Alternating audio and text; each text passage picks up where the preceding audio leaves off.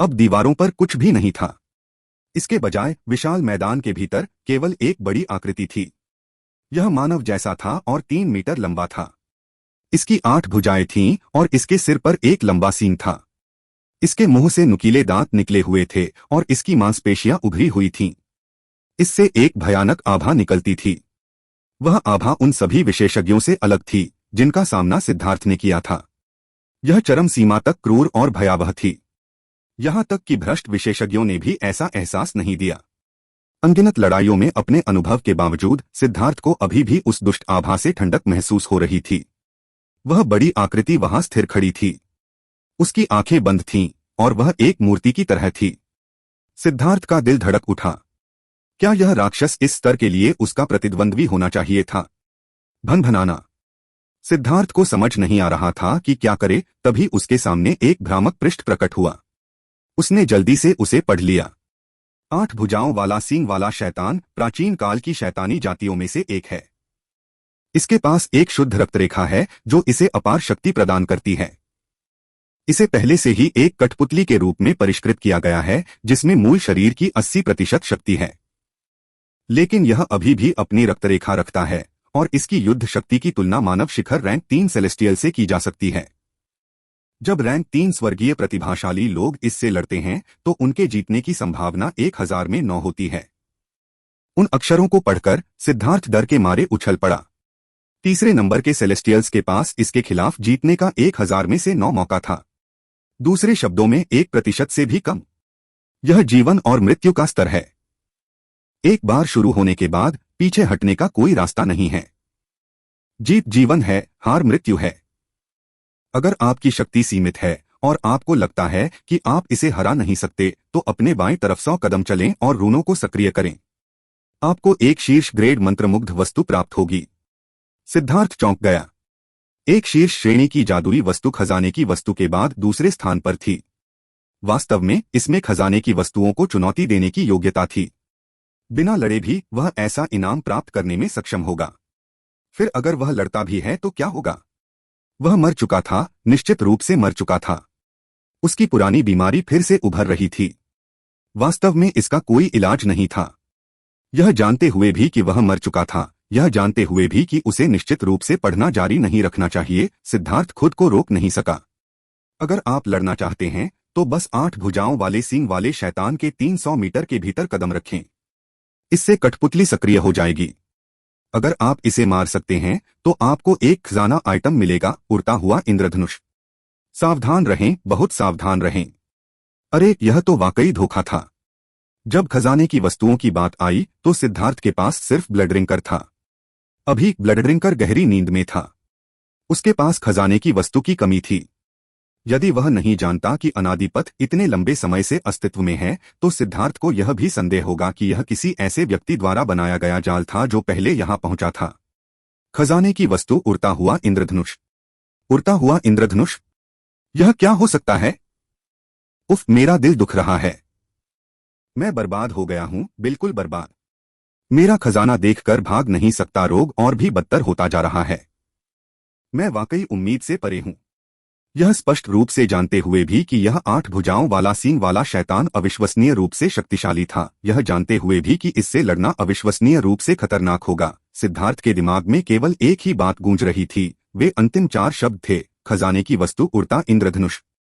सिद्धार्थ बहुत उलझन में था। एक अज्ञात प्रकार की खजाने की वस्तु के लिए इतना बड़ा खतरा मोल लेना उचित नहीं था। लेकिन फिर जब उसने हार मानने के बारे में सोचा तो चूंकि इनाम एक शीर्ष जादुई वस्तु थी इसलिए यह स्तर अत्यंत महत्वपूर्ण होना चाहिए था। यह अंतिम स्तर होना चाहिए। दूसरे शब्दों में अंतिम इनाम इसके पीछे था। वह इनाम अविश्वसनीय होना चाहिए था। धन खतरे में है। मैं पूरी ताकत से जा रहा हूं। सिद्धार्थ ने अपने दांत भींचे और खुद को मजबूत किया। उसने खुद को शांत किया और ध्यान भटकाने वाले सभी विचारों को बाहर निकाल दिया। उसे अपनी चरम अवस्था में पहुंचना था। वह धीरे धीरे 8 भुजा वाले सींग वाले शैतान के पास पहुंचा। उसकी सारी नसें तन गई थीं और उसने अपना 100% ध्यान उस पर केंद्रित कर दिया था। मौत को आमंत्रित करने के समान था। सिद्धार्थ ने सीधे अपनी दिव्य अंगूठी और 4 सितारा युद्ध कवच को बुलाया। उसके भीतर से अनंत ऊर्जा बह निकली। धमाका। पूरी गुफा में भयंकर कंपन हुआ। सिद्धार्थ को लगा कि उसके अंदर खून का बहाव हो रहा है।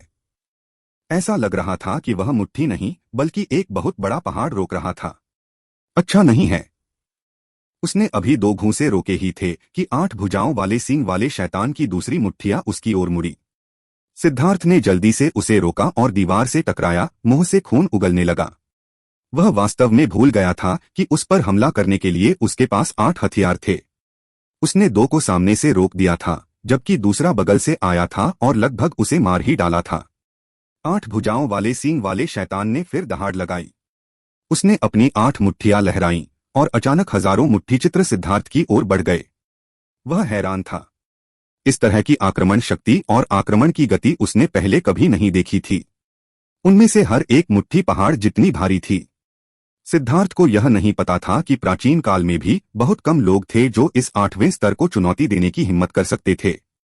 ऐसा इसलिए था क्योंकि 8 भुजाओं वाला सींग वाला शैतान वास्तव में सींग वाले शैतानों का राजा था। इसकी वंशावली की शुद्धता इस बात से निर्धारित होती थी कि यह कितनी भुजाएं विकसित कर सकता है। साधारण सींग वाले शैतानों के पास केवल 2 भुजाएं होती थीं। मजबूत लोगों के पास 4 भुजाएं होती थीं और 6 भुजाएं बहुत दुर्लभ थीं। 8 भुजाएं शिखर थीं। यद्यपि इसका केवल देर से जियांटियन साधना आधार था, फिर भी इसमें प्राचीन रक्तरेखा थी जिसने इसे अविश्वसनीय रूप से भयानक बना दिया।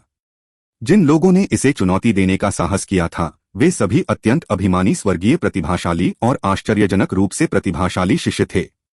उनमें से किसके पास कोई तुरुप का पत्ता नहीं था। लेकिन उन कुलीनों को भी 8 भुजाओं वाले सींग वाले शैतान को चुनौती देने के लिए बहुत बड़ी कीमत चुकानी पड़ी। उन 1000 कुलीन स्वर्गीय प्रतिभाओं में से केवल 9 ही बच पाए। यह देखा जा सकता था कि यह शैतान कितना भयानक था। सिद्धार्थ ने अपनी शक्ति को चरम सीमा तक पहुंचाया। बिजली के रून उसके चारों ओर घूमते रहे, उसके शरीर की रक्षा करते रहे। अन्यथा उसका भौतिक शरीर 8 भुजा वाले सींग वाले शैतान के हमलों को झेलने में सक्षम नहीं होता। थंडर फोर्स की सुरक्षा के बावजूद सिद्धार्थ का शरीर खून से लथपथ था।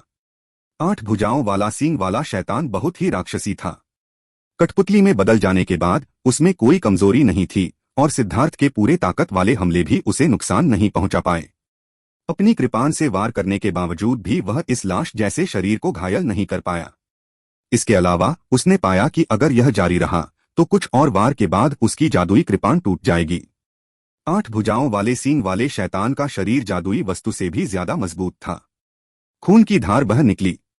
सिद्धार्थ के घूंसे का जवाब 4 भुजाओं के संयुक्त हमले से मिला। उसके कंधे की हड्डी टूट गई, हड्डी उसकी त्वचा से बाहर निकल गई। वह तुरंत लाइटनिंग बॉडी ब्लिंक का उपयोग करके पीछे हट गया और आदिम अराजकता अंतरिक्ष की जीवन ऊर्जा का उपयोग करके खुद को ठीक करने के लिए कुछ समय खरीदा। अब वह सचमुच एक भयंकर युद्ध में था। 8 भुजाओं वाले सींग वाले शैतान का शरीर बहुत कठोर था और कोई रास्ता नहीं था। यहां तक कि उसकी प्रसिद्ध गेंद तोड़ने वाली किक भी कोई असर नहीं कर रही थी। ऐसा लग रहा था जैसे उसने 2 स्टील की गेंदों को लात मारी हो। यह सिद्धार्थ ही था जिसने अपने पैर में तेज दर्द महसूस किया, जिसके कारण उसने गालियों की बारिश कर दी। ऐसी जगह भी इतनी कठोर थी। अपने दांत भींचते हुए सिद्धार्थ ने लड़ाई जारी रखी और उसकी कमजोरी ढूंढने की कोशिश की। उसने पाया कि उसका शरीर वास्तव में एक लाश की तरह था। उसे दर्द का कोई एहसास नहीं था और वह उसे कोई चोट नहीं पहुंचा पा रहा था। सिद्धार्थ को सबसे ज्यादा गुस्सा इस बात पर आया कि 2 घंटे से ज्यादा समय बीत जाने के बाद भी उसकी आभा में जरा भी कमी नहीं आई थी और उसके लिए इतनी भयंकर लड़ाई के बाद वह पहले से ही थोड़ा थका हुआ महसूस करने लगा था। ऐसा लगता है कि इसमें कोई चाल नहीं है। सिद्धार्थ ने हजारों अलग अलग परीक्षण किए थे और अब वह 8 भुजाओं वाले सींग वाले शैतान को पूरी तरह समझ गया था। उसे समझ में आ गया था कि वह उसका सामना करने के अलावा और कुछ नहीं कर सकता था। स्वर्ग को विभाजित करें 2। उसकी तलवार ने भयंकर वार किया। 8 भुजाओं वाला सींग वाला शैतान उड़ गया और उसकी छाती पर आधा फुट गहरा घाव हो गया। हालांकि उस चोट से खून नहीं निकला। इसके अलावा उसकी आभा थोड़ी भी कम नहीं हुई, न ही उसकी हरकतें प्रभावित हुईं। ऐसी चोट अगर किसी इंसान पर लगे तो वह लगभग 2 टुकड़ों में कट जाएगा, लेकिन 8 भुजा वाले सींग वाले शैतान के शरीर पर यह गंभीर चोट भी नहीं मानी जा सकती थी। उसकी हड्डियां भी दिखाई नहीं दे रही थीं। सिद्धार्थ ने इस बारे में सोचा, अगर यह जारी रहा तो शायद उसे इसे हराने के लिए 7 या 8 बार स्प्लिट द हेवंस का इस्तेमाल करना पड़ेगा। इसके अलावा हर बार उसे 8 भुजाओं वाले सींग वाले शैतान की मदद की जरूरत होगी ताकि वह हर बार एक ही जगह पर कर सके। अपने वर्तमान आध्यात्मिक युवान के साथ शायद वह वास्तव में 7 या 8 बार स्प्लिट द हेवंस का उपयोग करने में सक्षम होगा, लेकिन उस समय तक उसका आध्यात्मिक युवान वास्तव में समाप्त हो जाएगा। उस समय यदि 8 हाथ वाला सींग वाला शैतान अभी भी नहीं मरा तो वह बर्बाद हो जाएगा।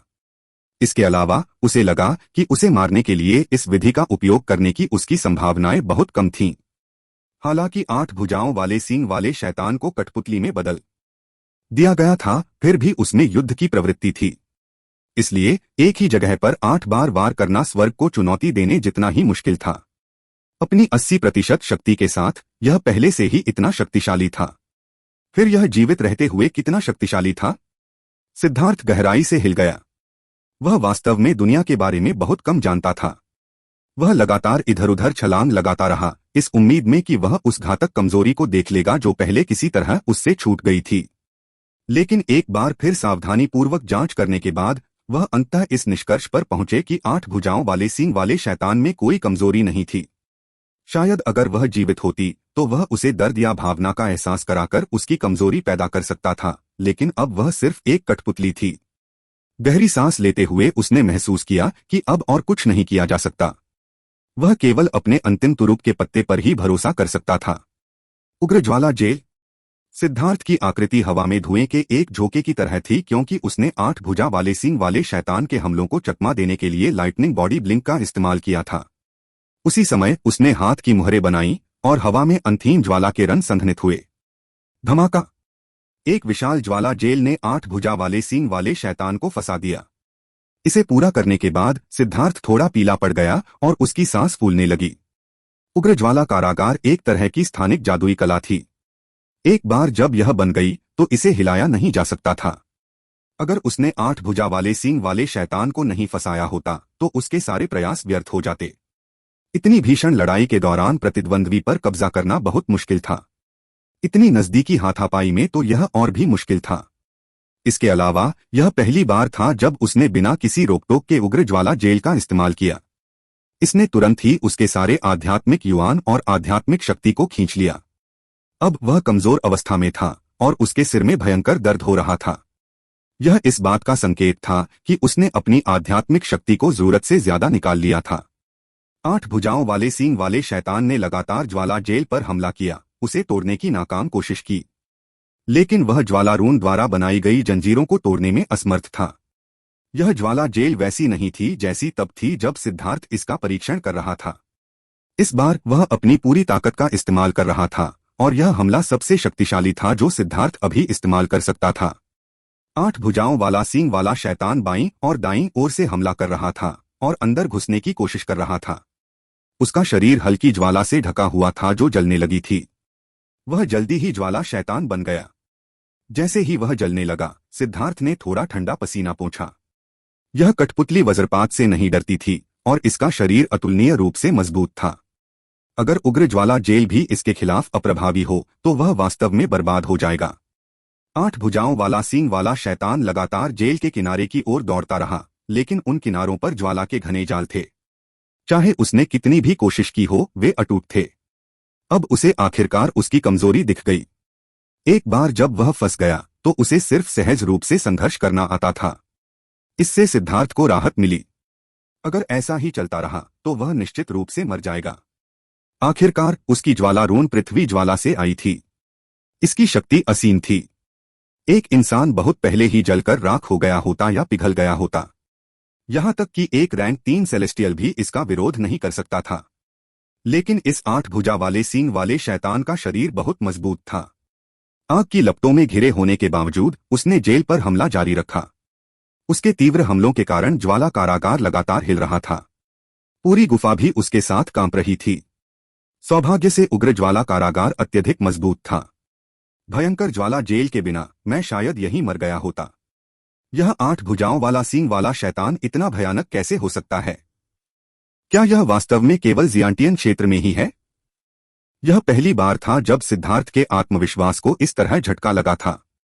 आखिर इस 8 भुजा वाले सींग वाले शैतान की उत्पत्ति किस तरह की भयानक थी?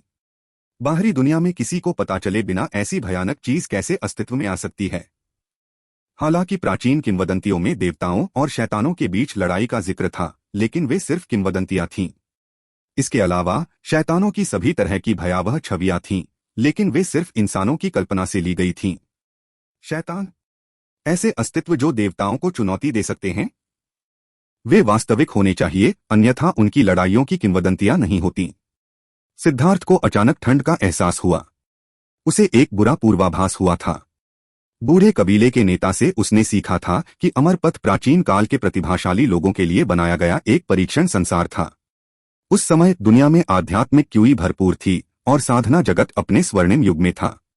उस समय की तुलना में प्रतिभाशाली लोगों को जो व्यवहार मिलता था वह स्वर्ग और पृथ्वी जितना अलग था। उन प्राचीन शिष्यों को संसाधन और व्यवहार ऐसे मिलता था जैसे वे राजकुमार हों, जबकि आज के प्रतिभाशाली लोग उनकी तुलना में गरीब भिखारी हैं। चूंकि एक किंवदंती है कि उस समय एक बहुत बड़ा युद्ध हुआ था, इसका मतलब यह था कि शैतान जातियां देव जातियों के खिलाफ लड़ने में सक्षम थीं। और अगर यह सच था, 8 भुजाओं वाला सींग वाला शैतान अचानक दहाड़ा। वह कुछ कदम पीछे हटा और उसका सींग अचानक चमक उठा। प्रकाश की एक किरण जेल को भेदती हुई सिद्धार्थ की ओर बढ़ी। सिद्धार्थ चौंक गया और जल्दी से चकमा दे दिया। रोशनी उसके शरीर को चीरती हुई दीवार से टकराई। वह दीवार जो शुरू से ही अटूट थी, इतनी आसानी से टूट गई मानो वह टोफू हो। अगर सिद्धार्थ की प्रतिक्रिया थोड़ी भी धीमी होती तो वह सीधे वार का शिकार हो जाता, और अगर ऐसा हुआ होता तो उसे शक था कि वह अपनी जान बचा पाएगा। यह अज्ञात था कि उस प्रकाश के पीछे किस तरह की ऊर्जा थी जो इतनी अविनाशी दीवार को तोड़ सकती थी। इसका मतलब था कि प्रकाश की वह किरण जो भी थी, उसमें किसी तरह की ऊर्जा थी जिसे सिद्धार्थ ने पहले कभी नहीं देखा था। सिद्धार्थ को भी एहसास हुआ कि वह इतना बेचैन क्यों था। ऐसा इसलिए था क्योंकि उसने 8 भुजाओं वाले सींग वाले शैतान के परिचय में एक बहुत ही महत्वपूर्ण बिंदु को अनदेखा कर दिया था जिसे उसने शुरू में पढ़ा था, जिसके कारण वह लगभग अपनी जान गंवाने वाला था। उस परिचय में बताया गया था कि 8 भुजाओं वाला सींग वाला शैतान कितना शक्तिशाली था। इसमें कहा गया था कि रैंक 3 के दिव्य लोगों के पास उसे हराने के लिए 1000 में से 9 मौके थे। लेकिन सिद्धार्थ ने सोचा था कि रैंक 3 के दिव्य लोग शुई गुआंझी जैसे लोग थे और जीतने वाले लोग जुयू और हुआंग जुन्मो जैसे लोग थे। वह एक महत्वपूर्ण बात भूल गया था, समय। अमरपथ के परीक्षण उन प्राचीन शिष्यों के लिए थे, न कि इस पतनशील युग के शिष्यों के लिए। वर्तमान युग में साधना सभ्यता व्यावहारिक रूप से समाप्त होने वाली थी। अब 8 भुजा वाले सींग वाले शैतान के शक्तिशाली किरण हमले को देखकर सिद्धार्थ को तुरंत बुरा लगा। यह नजदीकी दूरी से लंबी दूरी की लड़ाई में बदल रहा था। धमाका! उसने मुश्किल से एक और किरण को चकमा दिया और उसका चेहरा अचानक बदल गया। यह किरण हमला सीमित चाल नहीं थी। 8 भुजाओं वाला सींग वाला शैतान इसे जितनी बार और जितनी तेजी से चाहे इस्तेमाल कर सकता था। प्रकाश की किरणें लगातार उस पर अकल्पनीय गति से बरस रही थीं, जिससे सिद्धार्थ की हरकतें गड़बड़ा गईं। उसने महसूस किया कि उनमें से हर किरण से उसकी मृत्यु का खतरा है। अगर वह किसी किरण से टकराता तो उसका भौतिक शरीर संभवतः तुरंत ही उड़ जाता। इसे तेजी से हमला करते देख सिद्धार्थ ने अपने दांत भींच लिए और नए हाथ की मुहरें बना लीं। उसका थोड़ा बचा हुआ आध्यात्मिक युआन और आध्यात्मिक शक्ति इकट्ठा हो गई। उसी समय उसकी रक्त क्यूई बढ़ गई क्योंकि उसने इसका इस्तेमाल ज्वाला रून को उत्तेजित करने के लिए किया। ज्वाला जेल मौत का झटका। सिद्धार्थ के चिल्लाने के बाद ज्वाला कारागार तेजी से सिकुड़ गया। अंत में यह एक बड़े गोरिल्ला को फंसाने वाले पक्षी पिंजरे की तरह था। इसने 8 भुजा वाले सींग वाले शैतान को बुरी तरह से जकड़ लिया। पिंजरे से कुचले जाने के कारण वह अब अपनी किरणों से हमला करने में असमर्थ था। उसे अपनी सारी शक्ति सिकुड़ते पिंजरे से लड़ने पर केंद्रित करनी पड़ी। ज्वाला कारागार के 2 रूप थे। एक फंसाने वाला रूप था, जबकि दूसरा मृत्यु प्रहार वाला रूप था। फंसाने वाले रूप में केवल ज्वाला के रून स्वचालित रूप से घूमते थे। उन्हें नियंत्रित करने की कोई आवश्यकता नहीं थी, वे अंदर मौजूद हर चीज को स्वचालित रूप से मार देते थे। मृत्यु प्रहार के रूप ने ज्वाला जेल की मारक शक्ति को कई गुना बढ़ा दिया, लेकिन इसने आध्यात्मिक शक्ति और आध्यात्मिक युआन को और भी अधिक समाप्त कर दिया। सिद्धार्थ इस चाल का उपयोग नहीं करना चाहता था।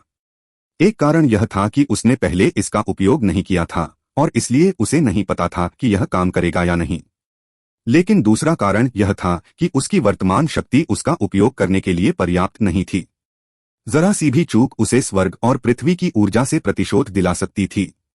उग्र ज्वाला जेल का निर्माण दुनिया की ज्वाला तत्व ऊर्जा को बाहर निकालने के लिए अपनी स्वयं की रूनिक ज्वाला ऊर्जा का उपयोग करके किया गया था। वह केवल ऊर्जा का 10वां हिस्सा डाल रहा था। इसकी शेष 90% शक्ति स्वर्ग और पृथ्वी से आई थी। एक कहावत थी, शैतान को अंदर बुलाना उसे दूर भेजने से ज्यादा आसान है। एक बार जब उसका आध्यात्मिक युवान और आध्यात्मिक शक्ति समाप्त हो जाती है तो वह मौलिक ऊर्जा को नियंत्रित करने में असमर्थ हो जाता है और वह शक्ति फट जाती है। उस समय उसके पास शायद एक लाश भी नहीं बची होगी। यही कारण है कि समुद्री विस्तार विशेषज्ञ जादुई कलाओं का उपयोग नहीं करते, भले ही उनके पास उन्हें इस्तेमाल करने की शक्ति हो। जब तक उन्हें मौत के कगार पर नहीं धकेल दिया जाता, वे निश्चित रूप से उनका उपयोग नहीं करेंगे, क्योंकि तब उनकी मृत्यु और भी तेजी से आ सकती है। सिद्धार्थ भी ऐसा सिर्फ इसलिए कर रहा था क्योंकि वह अपनी सीमा से बाहर जा चुका था। अब वह सिर्फ अपनी सीमा से आगे जा सकता था। अन्यथा अगर उसने 8 भुजाओं वाले सींग वाले शैतान को हमला जारी रखने दिया तो सिर्फ एक बार ही घातक हो सकता था। सिद्धार्थ ने अपनी शक्ति को चरम सीमा तक बढ़ाया। उसका सिर फटने जैसा महसूस हो रहा था और वह अपने आध्यात्मिक युवान को ओवरड्राफ्ट करने लगा था। पृथ्वी की ज्वाला खुद को आगे बढ़ा रही थी, अपनी सारी ऊर्जा सिद्धार्थ को भेज रही थी। 8 भुजाओं वाला सींग वाला शैतान उग्र रूप से दहाड़ रहा था। उग्र ज्वाला कारागार अब सिकुड़कर 7 फीट रह गया था। इसने 8 भुजाओं वाले सींग वाले शैतान के शरीर को कसकर जकड़ लिया था। उस भयानक दबाव के कारण उसका शरीर पहले से ही विकृत होने लगा था।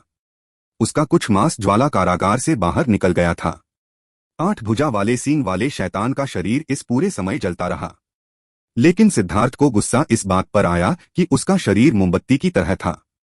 इतने लंबे समय तक जलने के बाद भी वह अभी भी ठीक था। इसके बजाय थोड़ा तेल टपकने लगा। अरे, यह कोई तेल रिफाइनरी नहीं है। क्या मुझे इसे स्टिर फ्राई के लिए इस्तेमाल करना चाहिए? सिद्धार्थ ने गुस्से से गाली दी, क्योंकि वह पागलपन की हद तक अपनी क्षमता को निचोड़ते हुए अपनी सीमाओं को लांघ रहा था। इस जीवन और मृत्यु के क्षण में उसे पूरी ताकत लगानी थी। जैसे जैसे वह पागलपन की हद तक खुद को धकेलता गया, उग्र ज्वाला कारागार सिकुड़ता गया। 8 भुजाओं वाला सींग वाला शैतान अब हिलने डुलने में असमर्थ था। वास्तव में वह दहाड़ भी नहीं सकता था। यह सिर्फ मृत्युशैया पर संघर्ष था। Drip drip drip. सिद्धार्थ का पसीना लगातार फर्श पर गिर रहा था। उसका चेहरा पीला होता जा रहा था और उसकी सांस फूल रही थी। वह अपनी चरम सीमा पर पहुंच चुका था। वे अंतिम क्षण में थे। सिद्धार्थ उस दीपक की तरह था जिसका तेल खत्म हो गया था, लेकिन 8 भुजाओं वाला सींग वाला शैतान भी मौत के कगार पर था। जीत का फैसला इस बात से होगा कि कौन अंत तक टिक सकता है। अचानक उग्र ज्वाला जेल, जो सिकुड़कर सिर्फ 5 फीट रह गई थी, फैल गई। सिद्धार्थ ने अंदर से आ भरी। यह सब खत्म हो गया था। ज्वाला कारागार फैल चुका था क्योंकि वह अंततः अपनी सीमा तक पहुंच चुका था। वह इसे और संकुचित करने में असमर्थ था और 8 भुजाओं वाला सींग वाला शैतान अभी भी मरा नहीं था। इसने पागलपन से ज्वाला कारागार को पीछे धकेल दिया। सिद्धार्थ ने आह भरी। उसने सचमुच वह सब कुछ कर दिया था जो वह कर सकता था। अब उसके पास कोई रास्ता नहीं था। अभी वह केवल यही कर सकता था कि ब्लड ड्रिंकर के एकांतवास को बाधित करे, अन्यथा वह निश्चित रूप से मर चुका था। जैसे जैसे उग्र ज्वाला का कारागार कमजोर होता जा रहा था, ऐसा लग रहा था कि वह किसी भी क्षण टूट जाएगा। मंत्रोच्चार हवा में भर गया। मंत्रोच्चार बहुत ही शानदार और शक्तिशाली था। यह देवताओं के बड़बड़ाने जैसा था। यह और भी तेज होता गया। मंत्रोच्चार से पूरी दुनिया भर में गुफा हिल रही थी। निर्वाण शास्त्र। सिद्धार्थ का दिल कांप उठा। उसने कुछ नहीं किया था और न ही वह था जिसने निर्वाण शास्त्र को सक्रिय किया था। यह निर्वाण शास्त्र था जो अपने आप सक्रिय हो गया था। पिल टॉवर में वापस आकर जब उसने निर्वाण शास्त्र प्राप्त किया था तो उसने दिव्य अंगूठी के बिना भी स्वर्गीय दाओस की पुकार के दमन का विरोध करने के लिए इसका इस्तेमाल किया था। इसकी शक्ति अविश्वसनीय रूप से महान थी। लेकिन एक बार जब वह पिल टॉवर से निकल गया और लॉन्ग सैन के रूप में अपनी पहचान त्याग दी तो उसे दिव्य अंगूठी को छिपाने की जरूरत नहीं थी। इसलिए उसने फिर कभी निर्वाण शास्त्र का उपयोग नहीं किया। यद्यपि निर्वाण शास्त्र शक्तिशाली था, लेकिन दिव्य अंगूठी की तुलना में यह बहुत कम था। लेकिन अब यह अपने आप प्रकट हो गया था। सिद्धार्थ का सारा आध्यात्मिक युवान और ध्यान उग्र ज्वाला कारागार को नियंत्रित करने पर केंद्रित था। उसके पास निर्वाण शास्त्र को सक्रिय करने के लिए थोड़ी सी भी ऊर्जा नहीं बची थी। जैसे जैसे निर्वाण शास्त्र सक्रिय होता गया, मंत्रोच्चार और भी अधिक गूंजने लगा। सिद्धार्थ ने अचानक देखा कि उग्र ज्वाला कारागार, जो ढहने के कगार पर था, अचानक मजबूत होने लगा था। इसके रून अधिक से अधिक उज्ज्वल होते गए। निर्वाण शास्त्र वास्तव में दुनिया की सभी ज्वाला ऊर्जा को मेरे उपयोग के लिए खींच सकता है। सिद्धार्थ को अचानक एहसास हुआ कि उसने पिल टॉवर की पवित्र ज्वाला कैनन को कम करके आंका था। उसने जल्दी से हाथ की मुहरें बनाई, जो उग्र ज्वाला कारागार को सहारा देती थीं। उसी समय उसने जप भी शुरू कर दिया। हालांकि उसे शास्त्र का अर्थ नहीं पता था, लेकिन जब उसने निर्वाण शास्त्र का अभ्यास किया तो वह ध्वनि उसके सिर में गहराई से अंकित हो गई थी। वह कोशिश करने पर भी उसे भूल नहीं पाया और उसे उसके प्रति एक सूक्ष्म निकटता महसूस हुई।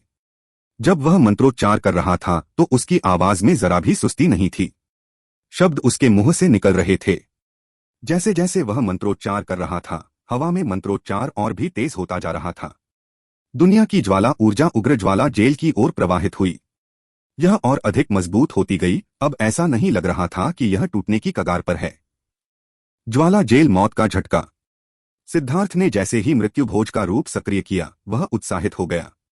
उग्र ज्वाला कारागार तुरंत सिकुड़ गया, जिससे 8 भुजाओं वाले सींग वाले शैतान को दबा दिया गया। जैसे जैसे यह सिकुड़ता गया, 3 मीटर लंबा 8 भुजा वाला सींग वाला शैतान भी सिकुड़ने को मजबूर हो गया। इस बार इसकी त्वचा पहले से ही जलने लगी थी और इसकी काली परतें उतरने लगी थीं। जब वह त्वचा छूटी तो वह तुरंत राख में बदल गई। जैसे ही वह त्वचा नीचे गिरी, सिद्धार्थ ने अचानक उस स्थान पर रूनों का ढेर देखा जहां 8 भुजा वाले सींग वाले शैतान का मांस होना चाहिए था। यह इस बात का एक छोटा सा रहस्य था कि इस कठपुतली को कैसे बनाया गया था। उन रूनों को इस बात का सार होना चाहिए कि कैसे 8 भुजाओं वाले सींग वाले शैतान ने अपनी 80% शक्ति को बनाए रखा था, साथ ही अपनी कुछ युद्ध प्रवृत्ति को भी बरकरार रखा था। सिद्धार्थ ने निर्वाण शास्त्र का जाप जारी रखा और उग्र ज्वाला कारागार को संकुचित कर दिया। स्वर्ग और पृथ्वी भड़क उठे। ज्वाला कारागार की शक्ति लगातार बढ़ती जा रही थी। 8 भुजाओं वाला सींग वाला शैतान अब सिर्फ 5 फीट के घन में संकुचित हो गया था। अब उसका असली आकार बताना असंभव था। धमाका! अंत में 8 भुजाओं वाला सींग वाला शैतान शिखर पर दबा दिया गया और फट गया। उसका मांस और रून अभी अभी फूटे ही थे कि वे जलकर राख हो गए। रून तुरंत आग की लपटों से जल उठे और जलने की तीखी गंध फैल गई। सिद्धार्थ भी जमीन पर गिर पड़ा और बेहोश हो गया। इस बार उसने अपनी आध्यात्मिक युवान और आध्यात्मिक शक्ति का बहुत ज्यादा इस्तेमाल किया था। यदि अंत में निर्वाण ग्रंथ प्रकट न हुआ होता और उसे कुछ आशा न दिखाई होती तो संभवतः वह इतने लंबे समय तक टिक नहीं पाता। बेहोशी की हालत में भी उसे ऐसा लग रहा था जैसे उसके सिर में लाखों सुइयां चुभ रही हों। वह दर्द से भर गया। वह जानता था कि यह आत्मा की आत्मसुरक्षात्मक प्रवृत्ति थी। यह इस दर्द का इस्तेमाल उसे उकसाने के लिए कर रही थी, उसे लगभग मृत्यु की स्थिति में प्रवेश नहीं करने दे रही थी। अगर उसकी आत्मा लगभग मृत्यु की स्थिति में प्रवेश कर जाती तो किसी बाहरी शक्ति के बिना उसे जगाना असंभव होता। इसके अलावा उस अवस्था में उसकी आध्यात्मिक शक्ति पूरी तरह खत्म हो सकती है। तब वह सचमुच मर जाएगा। अज्ञात समय के बाद सिद्धार्थ ने अपनी आंखें खोली। गुफा अभी भी वहां थी, लेकिन वह भयंकर 8 भुजा वाला सींग वाला शैतान चला गया था। उसके सिर में अभी भी बहुत दर्द हो रहा था। दर्द कम करने के लिए उसने एक आत्मा को पोषण देने वाली गोली खा ली। हालांकि उसका शरीर अभी भी कमजोर और कमजोर अवस्था में था। ऐसा लग रहा था जैसे वह बीमार हो। यह उसके आध्यात्मिक युवान के ओवरड्राफ्ट होने का लक्षण था, लेकिन यह ऐसी चीज नहीं थी जिसके बारे में वह चिंतित था। आध्यात्मिक युवान का ओवरड्राफ्ट होना आध्यात्मिक शक्ति के ओवरड्राफ्ट होने जितना बुरा नहीं था। कुछ युवा क्यू गोलियां और कुछ पूरक गोलियां खाने से सिद्धार्थ का पीला चेहरा धीरे धीरे गुलाबी होने लगा। 2 घंटे बाद वह खड़ा होने और चलने में सक्षम हो गया। यह वाकई बहुत खतरनाक था। अरे मैं बेवकूफ हूं। प्राचीन और वर्तमान साधकों के बीच गुणवत्ता हास्यास्पद रूप से बढ़िया है। वर्तमान युग में शीर्ष विशेषज्ञ भी प्राचीन युग में कुछ नहीं थे। मुझे यह भी नहीं पता कि मेरी शक्ति औसत मानी जा सकती है या नहीं। सिद्धार्थ ने आह भरी। उसे पछतावा हुआ। इस गलती ने लगभग उसकी जान ले ली थी। वह 8 भुजाओं वाला सींग वाला शैतान बहुत शक्तिशाली था। सिद्धार्थ ने भी अनुभव किया कि प्राचीन विशेषज्ञ कितने शक्तिशाली रहे होंगे। यह अप्रत्याशित था कि यह निर्वाण शास्त्र ही होगा जिसने उसे अंत में बचाया। ऐसा लग रहा था कि उसे भविष्य में इसका अध्ययन करना होगा। एक शास्त्र जिसे पिलटॉवर द्वारा पवित्र कैनन माना जा सकता है, निश्चित रूप से असाधारण उत्पत्ति होनी चाहिए। गहरी सांस लेते हुए सिद्धार्थ ने अपने शरीर की जांच की और प्रसन्न हो गया। जब वह बेहोश था तो ज्ञानोदय महल के तारे के साथ कुछ हुआ था और वह 8वें तारे के परिवर्तन में प्रवेश कर गया था। यह 3 उन्नति थी। यह शिखर तक पहुंचने से बस एक कदम दूर था। फिर वह असली 4 रंग की दिव्य अंगूठी और 4 सितारा युद्ध कवच को बुलाने में सक्षम होगा। ज्ञानोदय महल सितारा 9वें सितारा परिवर्तन तक पहुंचने से पहले वह जिस युद्ध कवच को बुला रहा था वह अधिक सटीक रूप से 3 सितारा युद्ध कवच था।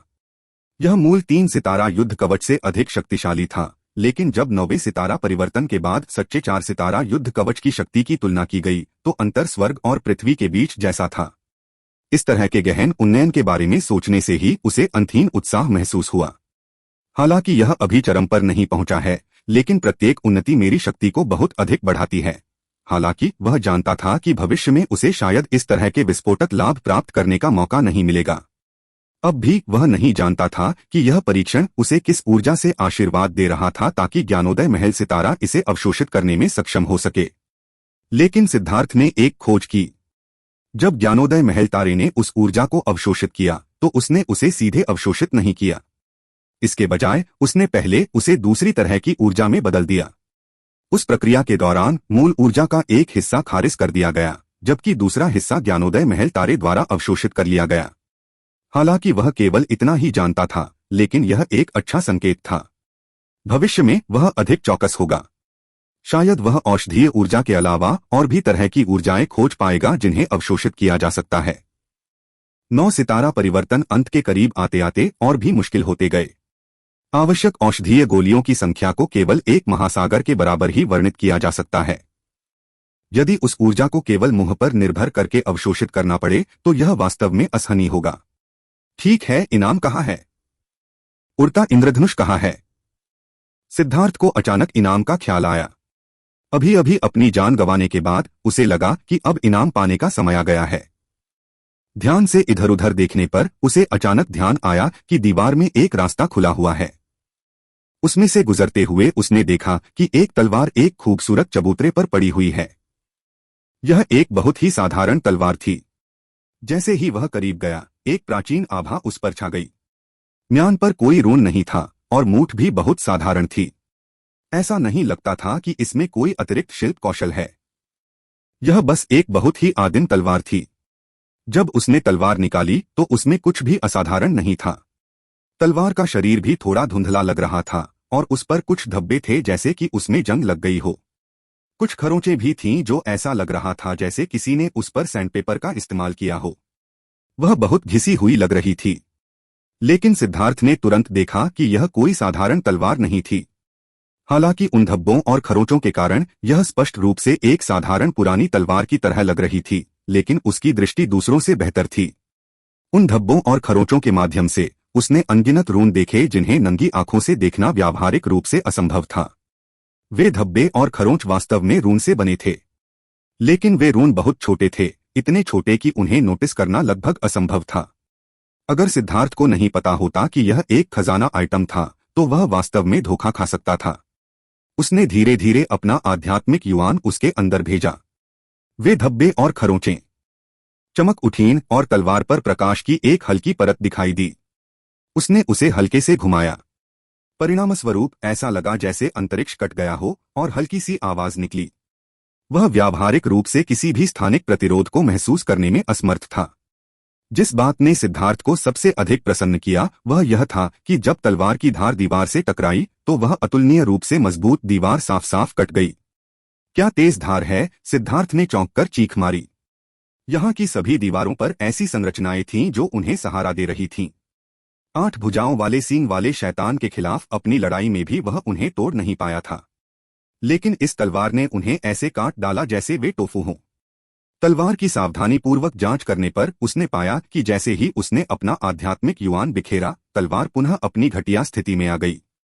हे, यह मेरे स्वभाव से बहुत मिलता जुलता है। बाघ को खाने के लिए सुअर की तरह कपड़े पहनना, सिद्धार्थ ने हंसते हुए कहा। तलवार उछालते हुए उसने दूसरी ओर 2 अमर पात्र देखे, उड़ता हुआ इंद्रधनुष। तो तुम ही हो खजाने की वस्तु उड़ता हुआ इंद्रधनुष। है मैं भविष्य में तुम पर निर्भर रहूंगा। सिद्धार्थ हंसा। उसका सारा पिछला पछतावा और अवसाद धुएं की तरह गायब हो गया। वर्तमान में उसका आध्यात्मिक युवान बहुत सीमित था। वह फ्लाइंग रेनबो के रहस्यों की अधिक जांच करने में सक्षम नहीं था, इसलिए उसने इसे बाद के लिए छोड़ दिया। अचानक वह मंच जिस पर फ्लाइंग रेनबो था नीचे उतर आया। एक बड़ा सा गेट दिखाई दिया और दूसरी तरफ से रोशनी आने लगी। सिद्धार्थ हंसा। वह आखिरकार जा सका। लेकिन जब वह अंदर गया तो वह अचंभित रह गया। वह वास्तव में एक दूसरी गुफा में प्रवेश कर गया था। लेकिन जो बात अकल्पनीय थी वह यह थी कि यह गुफा सैकड़ों मील चौड़ी थी। वह अभी अंदर ही आया था कि उसने अपने सामने रोशनी की एक किरण देखी। उस किरण के भीतर एक आकृति थी। सिद्धार्थ का दिल एकदम से टूट गया। क्या कोई दूसरा स्तर भी है? अनगिनत स्पिरिट स्टोन चमक रहे थे, पूरे कमरे को ऐसे रोशन कर रहे थे जैसे सूरज चमक रहा हो। हालांकि वह अभी भी भूमिगत था, लेकिन यह जगह किसी महल की तरह आलीशान लग रही थी। पूरे कमरे में 108 सफेद जेड के खंभे थे। छत 1 मील ऊंची थी और नुकीले गुंबद जैसी थी। छत में लगे स्पिरिट स्टोन सितारों जैसे थे, लेकिन वे बहुत ज्यादा चमकीले थे। छत के बीच से प्रकाश की एक किरण नीचे चमक रही थी। उस 30 मीटर मोटी प्रकाश किरण के भीतर एक आकृति खड़ी थी। उसमें कोई उतार चढ़ाव नहीं था, इसलिए सिद्धार्थ को इसके बारे में कुछ भी पता नहीं चल पाया। वह हिलने की हिम्मत नहीं कर पा रहा था। 8 भुजाओं वाले सींग वाले शैतान ने उसे वाकई परेशान कर दिया था। उसे चिंता थी कि वह गलती से इस स्तर को सक्रिय कर देगा, फिर वह वाकई बर्बाद हो जाएगा। भनभनाना। 108 खंभों पर अचानक अनगिनत रून चमक उठे। उनसे प्रकाश की किरणें निकलकर सिद्धार्थ की ओर बढ़ने लगीं। सिद्धार्थ घबरा गया और उसने जल्दी से बचने की कोशिश की, लेकिन वे किरणें बहुत तेज थीं और बिना किसी चेतावनी के आई थीं। प्रतिक्रिया करने से पहले ही वह मारा गया। जैसे ही उसने सोचा कि वह मर चुका है, प्रकाश से अनंत ऊर्जा उसके शरीर में प्रवाहित हुई। उसका आध्यात्मिक युवान और आध्यात्मिक शक्ति तुरंत अपने चरम पर पहुंच गई। क्या? सिद्धार्थ दंग रह गया। इस बार उसने अपनी शक्ति का बहुत ज्यादा इस्तेमाल किया था। 10 से 15 दिन के बिना उसके लिए पूरी तरह से ठीक होना असंभव था। लेकिन इस प्रकाश ने उसके शरीर में अनंत ऊर्जा छोड़ी, जिससे वह तुरंत अपने चरम पर पहुंच गया। ऐसा लगा जैसे उसका पूरी तरह से पुनर्जन्म हो गया हो। यह व्यावहारिक रूप से चमत्कारी था।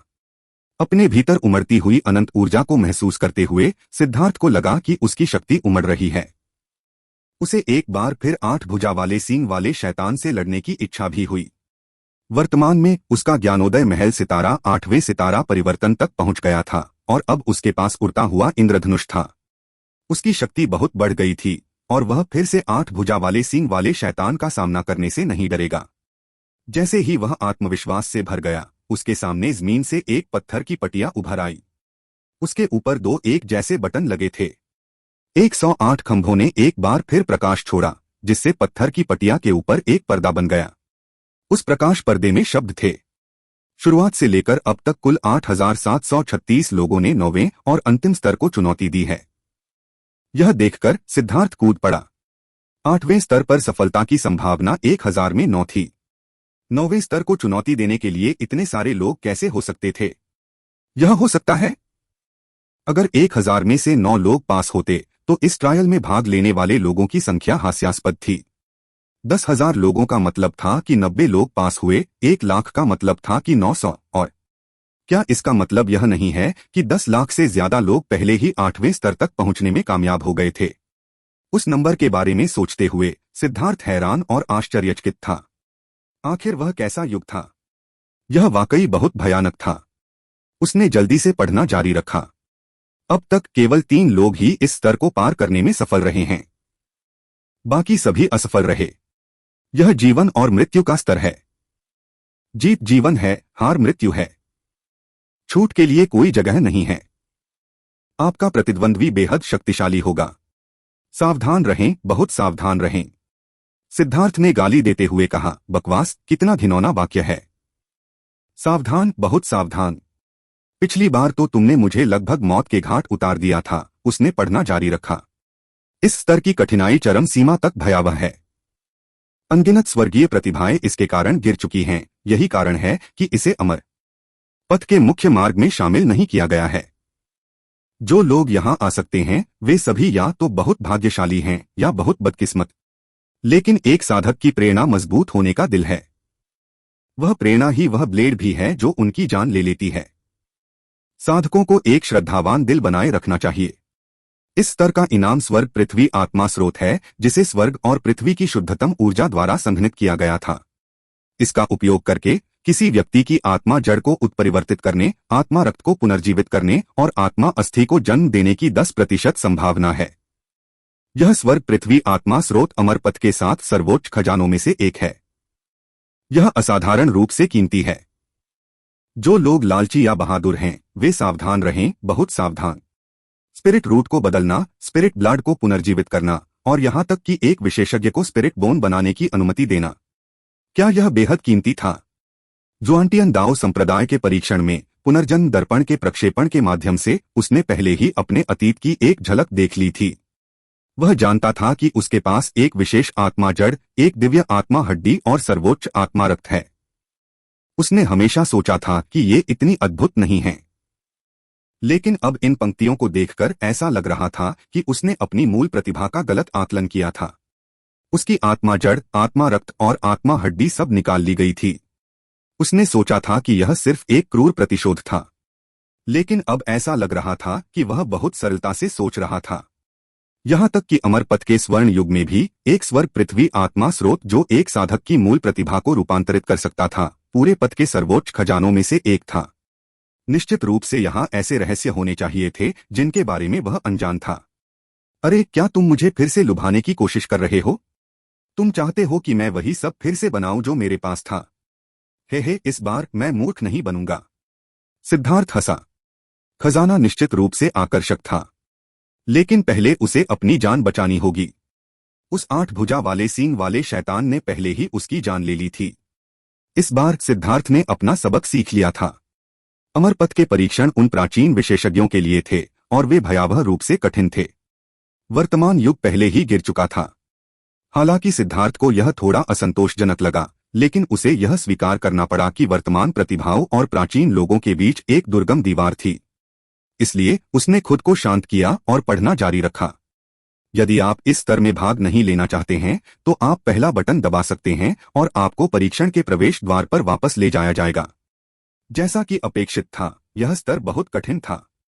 यह स्पष्ट रूप से लोगों को इसे चुनौती देने से हतोत्साहित कर रहा था, लेकिन लोग सभी उत्सुक और प्रतिस्पर्धी थे। जितना अधिक वे इसे इस तरह से कहते थे, उतना ही अधिक लोग इसे आजमाने की इच्छा रखते थे। यह हतोत्साहन वास्तव में प्रोत्साहन से अलग नहीं था। यह उन अभिमानी स्वर्गीय प्रतिभाओं के लिए विशेष रूप से सच था।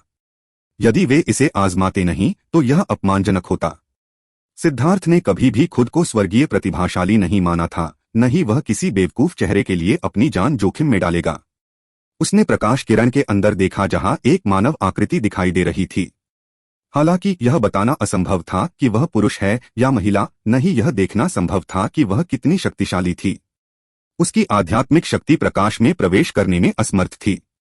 सबसे दिलचस्प बात यह थी कि 9 सितारा हेगमन बॉडी आर्ट भी उस आकृति से किसी भी तरह का खतरा महसूस नहीं कर पा रहा था। ऐसा लग रहा था जैसे वह कोई साधारण व्यक्ति हो। हे अलविदा भाई, मैं तुम्हारे साथ नहीं आऊंगा। सिद्धार्थ मुस्कुराया और पहला बटन दबाया। हल्की क्लिक की आवाज आई। आपने लड़ने का फैसला किया है। अब स्तर शुरू होता है। ठीक इसी समय पूरे कमरे में एक यांत्रिक आवाज गूंजी। सिद्धार्थ का चेहरा हरा हो गया और वह दहाड़ते हुए बोला, क्या बकवास है, मैंने हार मान ली। लेकिन जैसे ही उसने यह कहा, वह अवाक रह गया।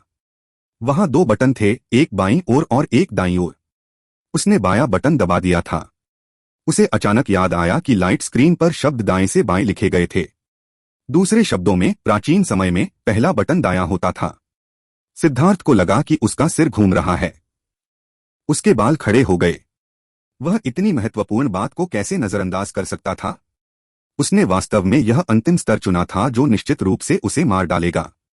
प्राचीन काल के 8736 शीर्ष स्वर्गीय प्रतिभाओं ने इस अंतिम स्तर को चुनौती दी थी, लेकिन केवल 3 ही बच पाए थे। इस परीक्षण की कठिनाई उनकी कल्पना से कहीं अधिक रही होगी। वह खुद को कोसने से नहीं रोक सका। यह शब्दों का खेल क्या था? इसमें स्पष्ट रूप से क्यों नहीं बताया गया कि कौन पहला था और कौन दूसरा? सिद्धार्थ को नहीं पता था कि उन 8,736 लोगों में से कितने लोग उसकी तरह इस शब्द खेल में ठगे गए थे। उसी समय उसे एक पंक्ति याद आई जो उसने पढ़ी थी, जो लोग यहाँ आ सकते हैं वे सभी या तो बहुत भाग्यशाली हैं या बहुत बदकिस्मत। उसे ऐसा लग रहा था कि वह पागल होने वाला है। ऐसा लग रहा था कि वह हमेशा दूसरे वाले की ओर झुका हुआ था, और बहुत ज्यादा। वह जो भी करने की कोशिश करता, उसे एक के बाद एक मुश्किलों का सामना करना पड़ता। कुछ भी कभी भी आसानी से नहीं होता था। कमरा कांपने लगा। 108 खंभों ने अचानक सिद्धार्थ पर प्रकाश की किरणें फेंकी। उस प्रकाश से घिरे होने के कारण वह हिलने में असमर्थ था। जैसे ही वह रोशनी से घिरा, हवा में रून दिखाई दिए। उन रूनों को देखकर सिद्धार्थ के चेहरे के भाव बदल गए। वह उन रूनों से बहुत परिचित था। एक पल में उसने पहचान लिया कि वे उसकी तकनीकों के रून हैं। उनमें उसके युद्ध कौशल और जादुई कलाएं शामिल थीं। यहां तक कि हुओ लोंग और लेई लोंग के रून भी थे। वे रून केंद्रीय आकृति की ओर प्रवाहित होते थे। क्या हो रहा है? इन खंभों ने वास्तव में उसकी तकनीकों की नकल की थी और उन्हें उस आकृति तक पहुंचाया था। वह अपने रूनों की रक्षा करने में बिल्कुल भी सक्षम नहीं था। ऐसा लग रहा था जैसे वह उस रोशनी के सामने नंगा था और उसके सारे रहस्य सामने आ गए थे। वह स्पष्ट रूप से महसूस कर सकता था कि कोई ऊर्जा उसके शरीर को टटोल रही है और वह सभी तकनीकें दोहरा रही है जिनका उसने प्रशिक्षण लिया था। निर्वाण शास्त्र। उसके शरीर से और भी रून बाहर निकल आए। वे निर्वाण शास्त्र के रून थे, लेकिन वे बहकर दूर नहीं गए। इसके बजाय वे उसके शरीर के चारों ओर घूमते रहे। चाहे 108 खंभों ने कितनी भी कोशिश की हो, वे उसके शरीर से उन रूनों को निकालने में असमर्थ थे। जैसा कि अपेक्षित था, निर्वाण शास्त्र की उत्पत्ति असाधारण है। यहां तक कि पृथ्वी की ज्वाला के रन और क्लेश बिजली के रन भी बिना किसी प्रतिरोध के दोहराए गए थे। लेकिन निर्वाण शास्त्र ने ऐसा खुद के साथ नहीं होने दिया। खंभों से एक चमकदार रोशनी निकल रही थी। अब वे धधकते सूरज की तरह दिख रहे थे, लेकिन चाहे उन्होंने कितनी भी कोशिश की हो, वे निर्वाण शास्त्र की नकल करने में असमर्थ थे। एक अगरबत्ती के बराबर समय के बाद निर्वाण शास्त्र के रून उसके भीतर वापस फीके पड़ गए। सिद्धार्थ को आश्चर्य हुआ कि खंभे इस तरह से हार मान लेंगे। सिद्धार्थ अभी भी नहीं हिला। लेकिन अचानक उसकी दिव्य अंगूठी उसके पीछे प्रकट हुई और 4 सितारे अनायास ही उसकी आंखों में दिखाई दिए। बकवास, यह 9 सितारा हेगेमॉन बॉडी आर्ट की नकल करने की कोशिश कर रहा है। सिद्धार्थ को अचानक बुरा लगा, लेकिन फिर वह हैरान हो गया। आदिम अराजकता मन का वास्तव में सक्रिय हो गया था। एक भयावह आभा उसे घेरने वाली प्रकाश की किरणों के माध्यम से गुजरी और सीधे 108 खंभों पर जा गिरी। धमाका! 108 खंभे फट गए। पूरा कमरा आगे पीछे हिलने लगा। सिद्धार्थ हैरान रह गया। पहले पत्थर के खंभे निर्वाण शास्त्र की नकल करने में विफल रहे थे, लेकिन जब उन्होंने 9 सितारा हेगमन बॉडी आर्ट की नकल करने की कोशिश की तो ऐसा लगा जैसे उन्होंने सीधे आदिम अराजकता मनका को उकसाया था और वे उड़ गए। भनभनाना।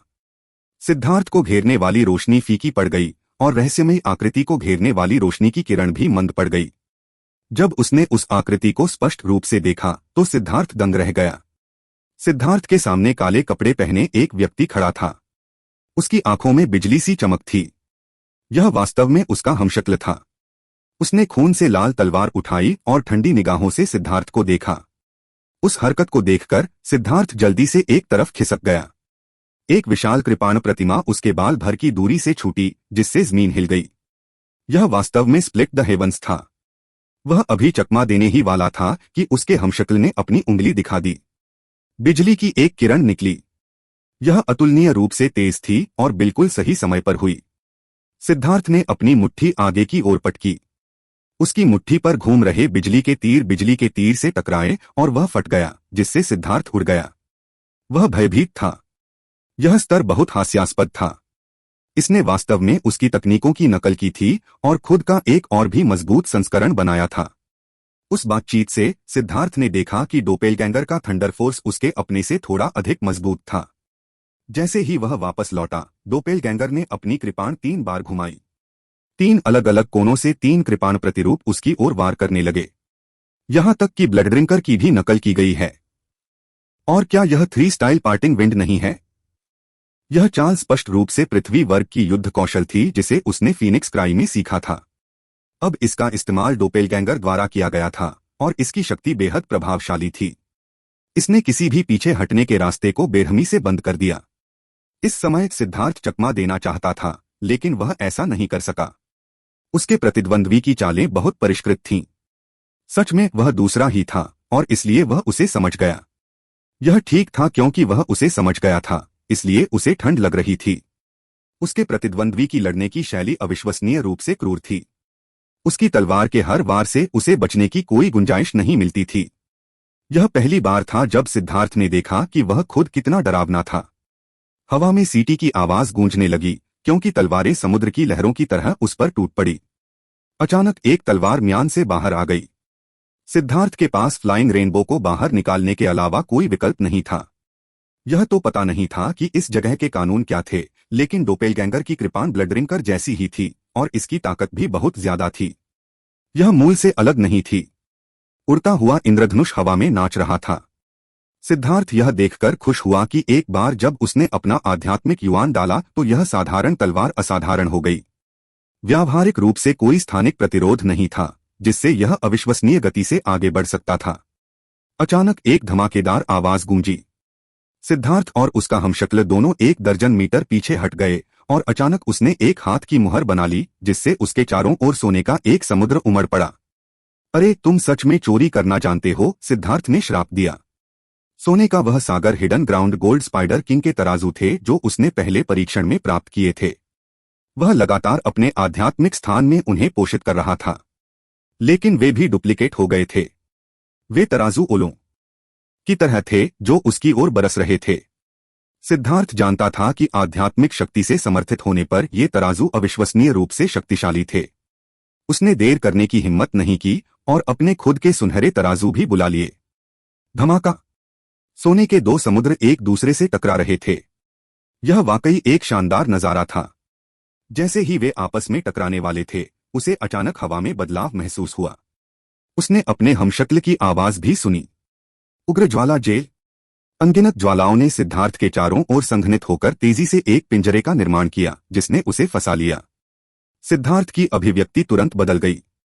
इस आदमी ने न केवल उसकी तकनीकों की नकल की थी, बल्कि उसके युद्ध के अनुभव की भी नकल की थी। वह जानता था कि खुद को छिपाने और जानलेवा प्रहार करने के लिए तराजू का उपयोग कैसे करना है। यहां तक कि वह भी इसके झांसे में आ गया था। उग्र ज्वाला जेल। सिद्धार्थ ने भी चिल्लाया और हाथ की मुहरें बनाई। उसकी उग्र ज्वाला जेल उसके चारों ओर लिपटी हुई थी। यह कोई हमला नहीं था बल्कि बचाव था। दुश्मन की उग्र ज्वाला जेल बहुत जल्दी आ गई थी। अगर सिद्धार्थ अपने प्रतिद्वंद्वी को फंसाने के लिए उग्र ज्वाला जेल का इस्तेमाल करने की कोशिश करता तो डोपेलगैंगर के युद्ध के अनुभव के साथ उसके लिए उसे फंसा पाना बहुत मुश्किल था। इसलिए उसने इसका इस्तेमाल खुद को बचाने के लिए किया। दोनों ज्वाला जेलें एक दूसरे से टकरा रही थीं। बाहरी ज्वाला जेल सिकुड़ने की कोशिश कर रही थी, जबकि भीतरी ज्वाला जेल फैलने की कोशिश कर रही थी। यह बिना किसी तकनीक के शक्ति की प्रतिस्पर्धा थी। सिद्धार्थ यह देखकर हैरान था कि उसकी अपनी ज्वाला जेल धीरे धीरे दबाई जा रही थी, जबकि वह अपने आध्यात्मिक युवान को चरम पर पहुंचा रहा था। उसकी रक्षात्मक सीमा नंगी आंखों से देखी जा सकने वाली गति से सिकुड़ रही थी। उसे अचानक एहसास हुआ कि इतने सारे शीर्ष स्वर्गीय प्रतिभाशाली लोग यहाँ क्यों मर गए थे। ऐसा इसलिए था क्योंकि वे अपने ही एक ऐसे प्रतिरूप का सामना कर रहे थे जो हर पहलू में थोड़ा अधिक शक्तिशाली था। उनकी सारी चालें समझी गईं। उनके युद्ध के अनुभव और चतुराई की नकल की गई। इस तरह की लड़ाई किसी भी व्यक्ति को निराश कर सकती है। एक अगरबत्ती जलाने के बराबर समय से भी कम समय में उसकी ज्वाला कारागार 1000 मीटर चौड़ी से सिकुड़कर 300 मीटर से भी कम रह गई थी और यह लगातार छोटी होती जा रही थी। यह न केवल मूल शरीर से अधिक मजबूत है, बल्कि यह हमेशा अपनी चरम अवस्था में रहता है। यह थकता भी नहीं है। यह स्पष्ट रूप से असंभव है। आपका प्रतिद्वंद्वी हर पहलू में आपसे अधिक मजबूत है और थकता नहीं है। साथ ही यह घबराहट, चिंता या डर जैसी किसी भी नकारात्मक भावना को महसूस नहीं करेगा। लेकिन जब असली के दिल में दरार आ जाती है तो नकल करने वाला तुरंत इसका फायदा उठा लेता है। इससे तुरंत हार हो जाती है। यह परीक्षण असंभव है। कोई आश्चर्य नहीं कि इस परीक्षण को मुख्य मार्ग पर नहीं रखा जा सका। असफलता की दर बिल्कुल राक्षसी है, इसलिए निश्चित रूप से इसे किनारे कर दिया जाना चाहिए। यह कोई परीक्षण नहीं है, बल्कि एक बहुत बड़ा धोखा है। कौन अपने से अधिक शक्तिशाली व्यक्ति को हरा सकता है जो अपनी चरम अवस्था में रहता है? सिद्धार्थ ने गुस्से में कहा। नहीं, यह गलत है। विशेषज्ञ नाकाबंदी के इर्द गिर्द घूमने से मजबूत नहीं बनते। चाहे विरोधी कितना भी ताकतवर क्यों न हो, उसे ताकत के बल पर हराना ही पड़ता है। विशेषज्ञ का दिल बनाए रखने का यही एकमात्र तरीका है। सिर्फ इसलिए कि मेरा प्रतिद्वंद्वी मैं खुद हूं, क्या मुझे जीतने का साहस खो देना चाहिए? अगर ऐसा है तो क्या मैं सच्चा विशेषज्ञ हूं? सिद्धार्थ को अचानक कुछ एहसास हुआ और उसकी आंखें चमकने लगीं। उसे अचानक इस परीक्षण का लक्ष्य समझ में आ गया। शक्तिशाली दुश्मनों को हराने से व्यक्ति की इच्छा शक्ति और आत्मविश्वास कम हो सकता है। फिर अगर कोई व्यक्ति अपने ही किसी ऐसे संस्करण को हरा दे जो हर पहलू में उससे ज्यादा शक्तिशाली हो, तो उसे क्या हासिल होगा? इस समय सिद्धार्थ की उग्र ज्वाला जेल छोटी होती जा रही थी और उसकी अपनी सांसें भी थोड़ी तेज हो रही थीं। लेकिन वह घबराया हुआ नहीं था। इसके बजाय उसके चेहरे पर एक हल्की सी मुस्कान थी। क्षमा करें, लेकिन आपके साथ निष्पक्ष लड़ाई करने से पहले मुझे थोड़ा धोखा करना पड़ेगा। सिद्धार्थ ने अचानक निर्वाण ग्रंथ को बुलाया। मंत्रोच्चार से वातावरण भर गया और अनंत ज्वाला ऊर्जा ज्वाला जेल में प्रवेश कर गई। यह तुरंत फैलने लगी। धमाका! जब यह 3000 मीटर के आकार का हो गया तो बाहरी ज्वाला जेल फट गई। निर्वाण शास्त्र की सहायता से उग्र ज्वाला जेल की शक्ति एक नए स्तर पर पहुंच सकती थी। ज्वाला जेल के नष्ट हो जाने के बाद सिद्धार्थ को अपनी आजादी वापस मिल गई। लेकिन उसने तुरंत हमला नहीं किया। इसके बजाय उसने उस हमशक्ल को देखा जो बिल्कुल उसके जैसा ही दिख रहा था। मैं कसम खाता हूं कि अगर मुझे मारना भी पड़े तो मैं न तो निर्वाण शास्त्र का इस्तेमाल करूंगा और न ही 9 सितारा हेगमन बॉडी आर्ट का। मैं तुम्हारे साथ एक निष्पक्ष लड़ाई करना चाहता हूं। अगर मैं हार गया तो यह साबित हो जाएगा कि मैं बेकार हूं। अगर मैं तुम्हें भी नहीं हरा पाया तो मैं युद्ध पथ के शिखर पर कैसे खड़ा हो पाऊंगा? मैं अपने माता पिता को कैसे खोज पाऊंगा? अगर मैं तुम्हें भी नहीं हरा पाया तो मैं भविष्य के सभी अनकहे खतरों और कठिनाइयों को कैसे पार कर पाऊंगा? क्या मुझे अपने परिवार को छोड़कर अकेले जीवन जीना चाहिए? क्या यह मृत्यु से कुछ अलग होगा? क्या मुझे अपने साथियों को मरते हुए देखना चाहिए जबकि मैं बस देख सकता हूं? अगर मुझे उस तरह का दर्द और असहायता की भावना सहनी पड़े तो क्या मैं अभी भी जीने का साहस रख पाऊंगा? मैं और मजबूत बनना चाहता हूं। मैं और मजबूत बनना चाहता हूं, इसलिए मैं अपनी जान जोखिम में डालूंगा। सच में अपनी जान जोखिम में डालूंगा। नहीं तो मेरे आसपास के लोगों की जान किसी भी पल खत्म हो सकती है। इसलिए मैं मर नहीं सकता। सिद्धार्थ ने अचानक निर्वाण शास्त्र और उग्र ज्वाला कारागार को एक तरफ रख दिया। अपनी तलवार चलाते हुए उसने आखिरकार अपने हमशक्ल पर हमला करने की पहल की। उसकी आंखें आग की तरह जल रही थीं। वह अपने हमशक्ल को अपने साधना पथ पर एक बेड़ी के रूप में देखता था। उसे व्यक्तिगत रूप से इन बेड़ियों को तोड़ना था ताकि वह उच्चतर लोकों में कदम रख सके। यदि वह निर्वाण शास्त्र या दिव्य अंगूठी या युद्ध कवच का उपयोग करता है, भले ही वह अपने हमशक्ल को हरा दे तो भी यह उसके हृदय पर छाया छोड़ देगा। उसका अजय दाव हृदय कलंकित हो जाएगा। वह पूर्णतावादी नहीं था, लेकिन वह जानता था कि भविष्य में उच्चतर क्षेत्रों तक पहुंचने के उसके प्रयासों में थोड़ी सी भी अशुद्धि बाधा बन जाएगी। इसलिए मजबूत बनने के लिए उसके पास अपनी जान जोखिम में डालने के अलावा कोई विकल्प नहीं था। वह अपनी शक्ति का इस्तेमाल खुद को हराने के लिए करेगा। Boom boom boom. सिद्धार्थ लगातार हर चाल में अपनी पूरी ताकत लगाता रहा। उसका पूरा ध्यान अपनी सारी शक्ति बाहर निकालने पर था। वह अपनी तकनीकें भूल गया, वह अपनी जादुई कलाएं भूल गया, वह जीत और हार के बारे में भी भूल गया, यहां तक कि अपनी जान भी भूल गया। उसके विचार पूरी तरह से अपने प्रतिद्वंद्वी को मारने के लिए समर्पित थे। खून बार बार बह रहा था। सिद्धार्थ पर कई बार वार किया गया और वह बुरी तरह घायल हो गया, लेकिन उसने इसे अनदेखा कर दिया। वह पागलों की तरह लड़ता रहा। वह जानता था कि वह खुद को मरने नहीं दे सकता और वह यह भी जानता था कि उसे अपने प्रतिद्वंद्वी को मारना होगा। तलवार की रोशनी और कृपाण की छवि हवा में फैल गई और गुफा लगातार हिल रही थी। ऐसा लग रहा था कि यह किसी भी क्षण ढह सकती है। धमाका! सिद्धार्थ की छाती में एक बड़ा छेद दिखाई दिया। उसका ऊपरी शरीर लगभग पूरी तरह से नष्ट हो गया था, लेकिन उसके चेहरे पर एक मुस्कान दिखाई दी। मैं जीत गया। उसकी छाती में छेद कर दिया गया था और उसका शरीर टूटने वाला था। उसके एक कंधे और दोनों जांघों से हड्डियां भी बाहर निकली हुई दिख रही थीं। यह एक भयावह दृश्य था। लेकिन सिद्धार्थ की तलवार उसके प्रतिद्वंद्वी के सिर में घुस गई थी। इसका नतीजा यह हुआ कि अंत में सिद्धार्थ को 2 बार लगभग जानलेवा चोटें आईं। आकृति रून में बदल गई, जो फिर प्रकाश की किरण में बदल गई, जो दीवार की ओर चली गई। उस दीवार पर रेखाएं चमक उठीं और एक दरवाजा दिखाई दिया।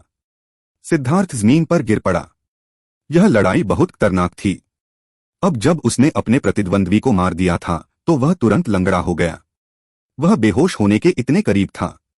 सिद्धार्थ ने निर्वाण शास्त्र या दिव्य अंगूठी या युद्ध कवच का उपयोग नहीं किया था। उसने आदिम अराजकता मनका की उपचार क्षमता का भी उपयोग नहीं किया था। अब जाकर उसने धीरे धीरे आदिम अराजकता वाले स्थान से जीवन ऊर्जा बाहर निकाली। उसका शरीर ठीक होने लगा। वह खुद का मजाक उड़ाते हुए मुस्कुराया। मैं वाकई बेवकूफ हूं। मुझे वास्तव में खुद से ही प्रतिस्पर्धा करनी पड़ी। लेकिन यह भी अच्छा है। यह एक बार फिर साबित करता है कि मेरा सिद्धांत सही है। सिद्धांत रूप में एक व्यक्ति अपनी शक्ति का केवल 100% ही उपयोग कर सकता है। लेकिन उनका सिद्धांत था कि इच्छा शक्ति के माध्यम से इस सीमा को तोड़ा जा सकता है। जियाओ जनजाति में सिद्धार्थ ने जियाओ फेई को जगाने में मदद करने के लिए इस सिद्धांत का इस्तेमाल किया था। और इस बार जो हुआ उसने भी उसके सिद्धांत को पुष्ट किया। अगर वह इस समय पीछे हट जाता तो उसके आत्मविश्वास को गहरा धक्का लगता। शायद भविष्य में वह अपनी डींगों पर भी यकीन नहीं कर पाता। इसलिए यह जानते हुए भी कि यह पूरी तरह से मूर्खतापूर्ण था, सिद्धार्थ ने फिर भी अपनी सीमाओं को चुनौती देने के लिए उस अत्यंत मूर्खतापूर्ण तरीके का उपयोग करना चुना। परिणामस्वरूप वह सफल हो गया था। जब वह अपने ही दूसरे संस्करण को मारने में सफल हो गया था, जो हर पहलू में उससे अधिक शक्तिशाली था, तो उसका मानसिक क्षेत्र तुरंत ही स्पष्ट हो गया था। मानसिक क्षेत्र में यह वृद्धि उसके भविष्य की साधना के लिए अकल्पनीय लाभ लाएगी। अच्छी बात यह है कि इन स्पिरिट वर्ल्ड पेड़ों में पर्याप्त ऊर्जा है। पूरी तरह से ठीक होने में उनकी जीवन ऊर्जा का केवल 1/3 हिस्सा ही लगा।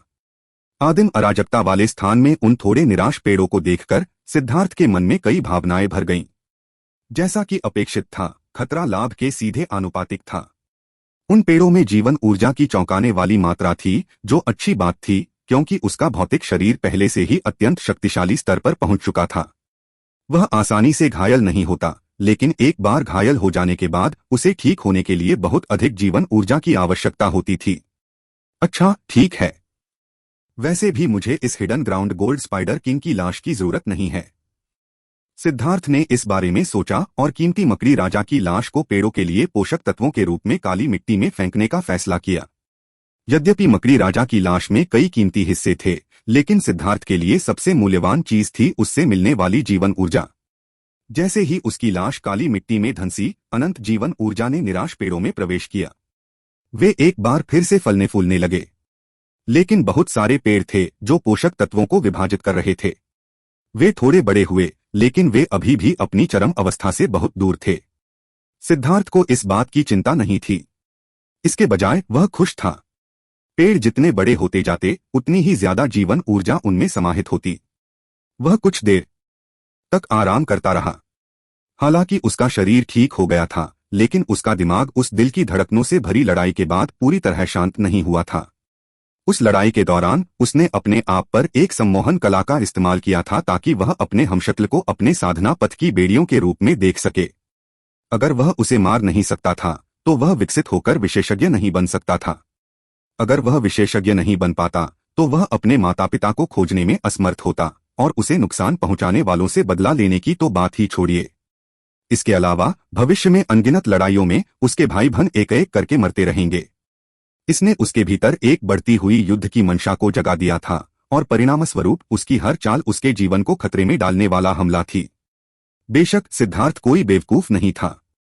उसे अपनी जिंदगी किसी से भी ज्यादा प्यारी थी। उसे बहुत सारी चीजों की रक्षा करनी थी। इसलिए भले ही उसे लड़ाई के दौरान डर न लगा हो, लेकिन बाद में डर का असर अभी भी बहुत ज्यादा था। आखिरकार उसने अपने मजबूत प्रतिरूप के साथ हजारों वार किए थे, और उनमें से हर एक वार ग्रिम रीपर के कंधे के पार था। उसके जैसी दृढ़ इच्छा शक्ति के बिना कोई भी व्यक्ति उस दबाव के आगे टूट जाता।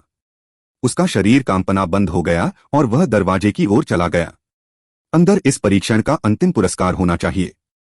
वह नहीं जानता था कि क्या वह अपनी आत्मा जड़, आत्मा रक्त और आत्मा हड्डी को फिर से विकसित करने में सक्षम होगा, लेकिन अगर यह हो सका यह सोचते हुए सिद्धार्थ के दिल की धड़कन तेज हो गई। दरवाजे से गुजरते हुए वह 30 मीटर चौड़े एक चौकोर कमरे में दाखिल हुआ। दीवार के बगल में एक चबूतरा था जिस पर जेड की बोतल रखी हुई थी। जेड की बोतल सिर्फ 1 फीट ऊंची थी। यह ऐसी रेखाओं से ढकी हुई थी जो किसी तरह के रून की तरह होनी चाहिए।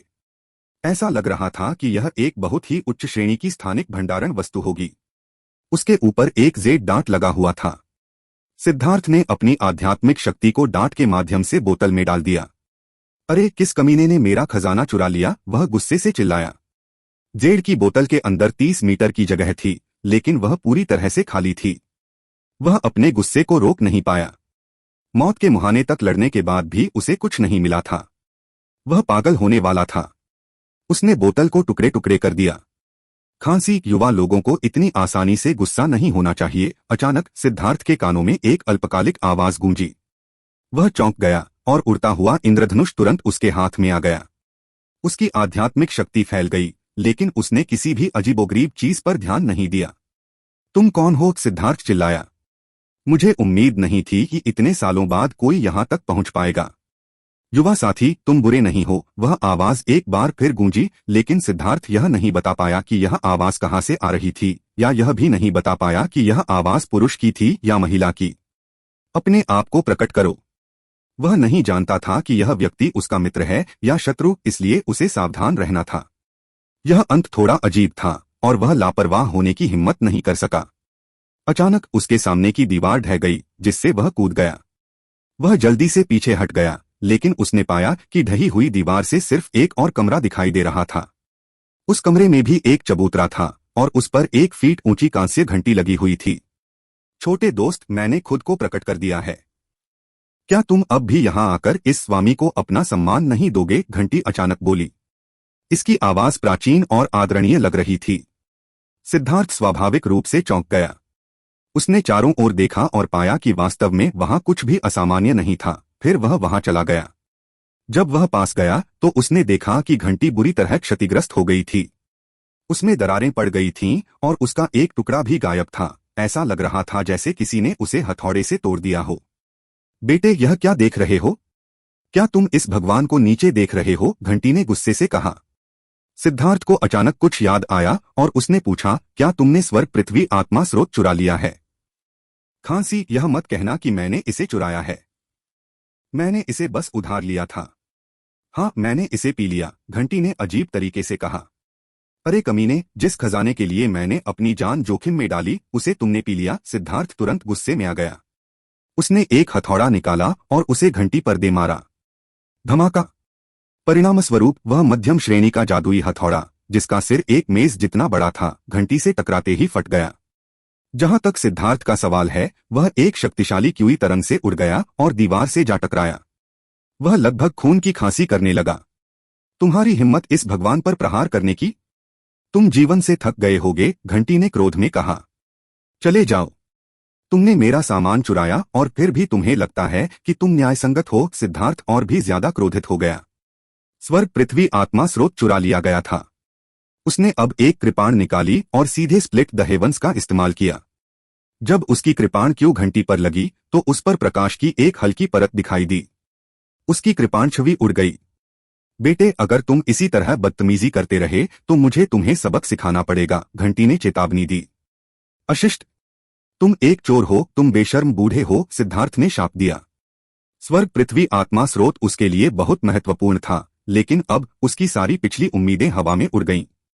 उसे लगा कि वह पागल होने वाला है। खांसी, लगता है यह मेरी गलती है। लेकिन मुझे कैसे पता था कि इतने सालों बाद कोई यहां आएगा? घंटी को थोड़ा दोषी महसूस हुआ। तुमने जो स्वर्ग पृथ्वी आत्मा स्रोत पिया है, उसे उगल दो। सिद्धार्थ ने सीधे एक बैरल निकाला और उसे घंटी के सामने रख दिया। क्या तुम मेरा पेशाब पीने की योजना बना रहे हो? घंटी ने ठंडे स्वर में कहा। तू कुतिया! अब जब उसने यह कह दिया था तो भले ही उसने स्वर्ग पृथ्वी आत्मा स्रोत को सौंप दिया हो, क्या वह इसे पीने की हिम्मत करेगा? उसने सीधे बैरल को घंटी पर पटक दिया और बैरल तुरंत फट गया।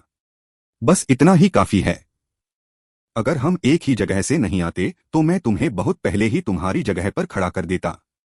क्या तुम मेरी बात पर यकीन करते हो जब मैं कहता हूं कि अगर मैं अपनी दिव्य शक्ति का थोड़ा सा भी हिस्सा छोड़ता हूं तो तुम शरीर और आत्मा से कुचल जाओगे? इसका जवाब एक और बैरल था। सिद्धार्थ ने शाप दिया, क्या तुम मुझे बेवकूफ समझते हो? उन रूनिक जंजीरों ने तुम्हें पूरी तरह से जकड़ रखा है। क्या तुम मुझे कुचलने की कोशिश करना चाहते हो? तुम तुम उन दिव्य जंजीरों को देख सकते हो। घंटी की आवाज थोड़ी चौंकने वाली थी। सिद्धार्थ इतना क्रोधित था कि वह जवाब देने की जहमत नहीं उठा सका। स्वर्ग पृथ्वी आत्मा स्रोत अब चला गया था।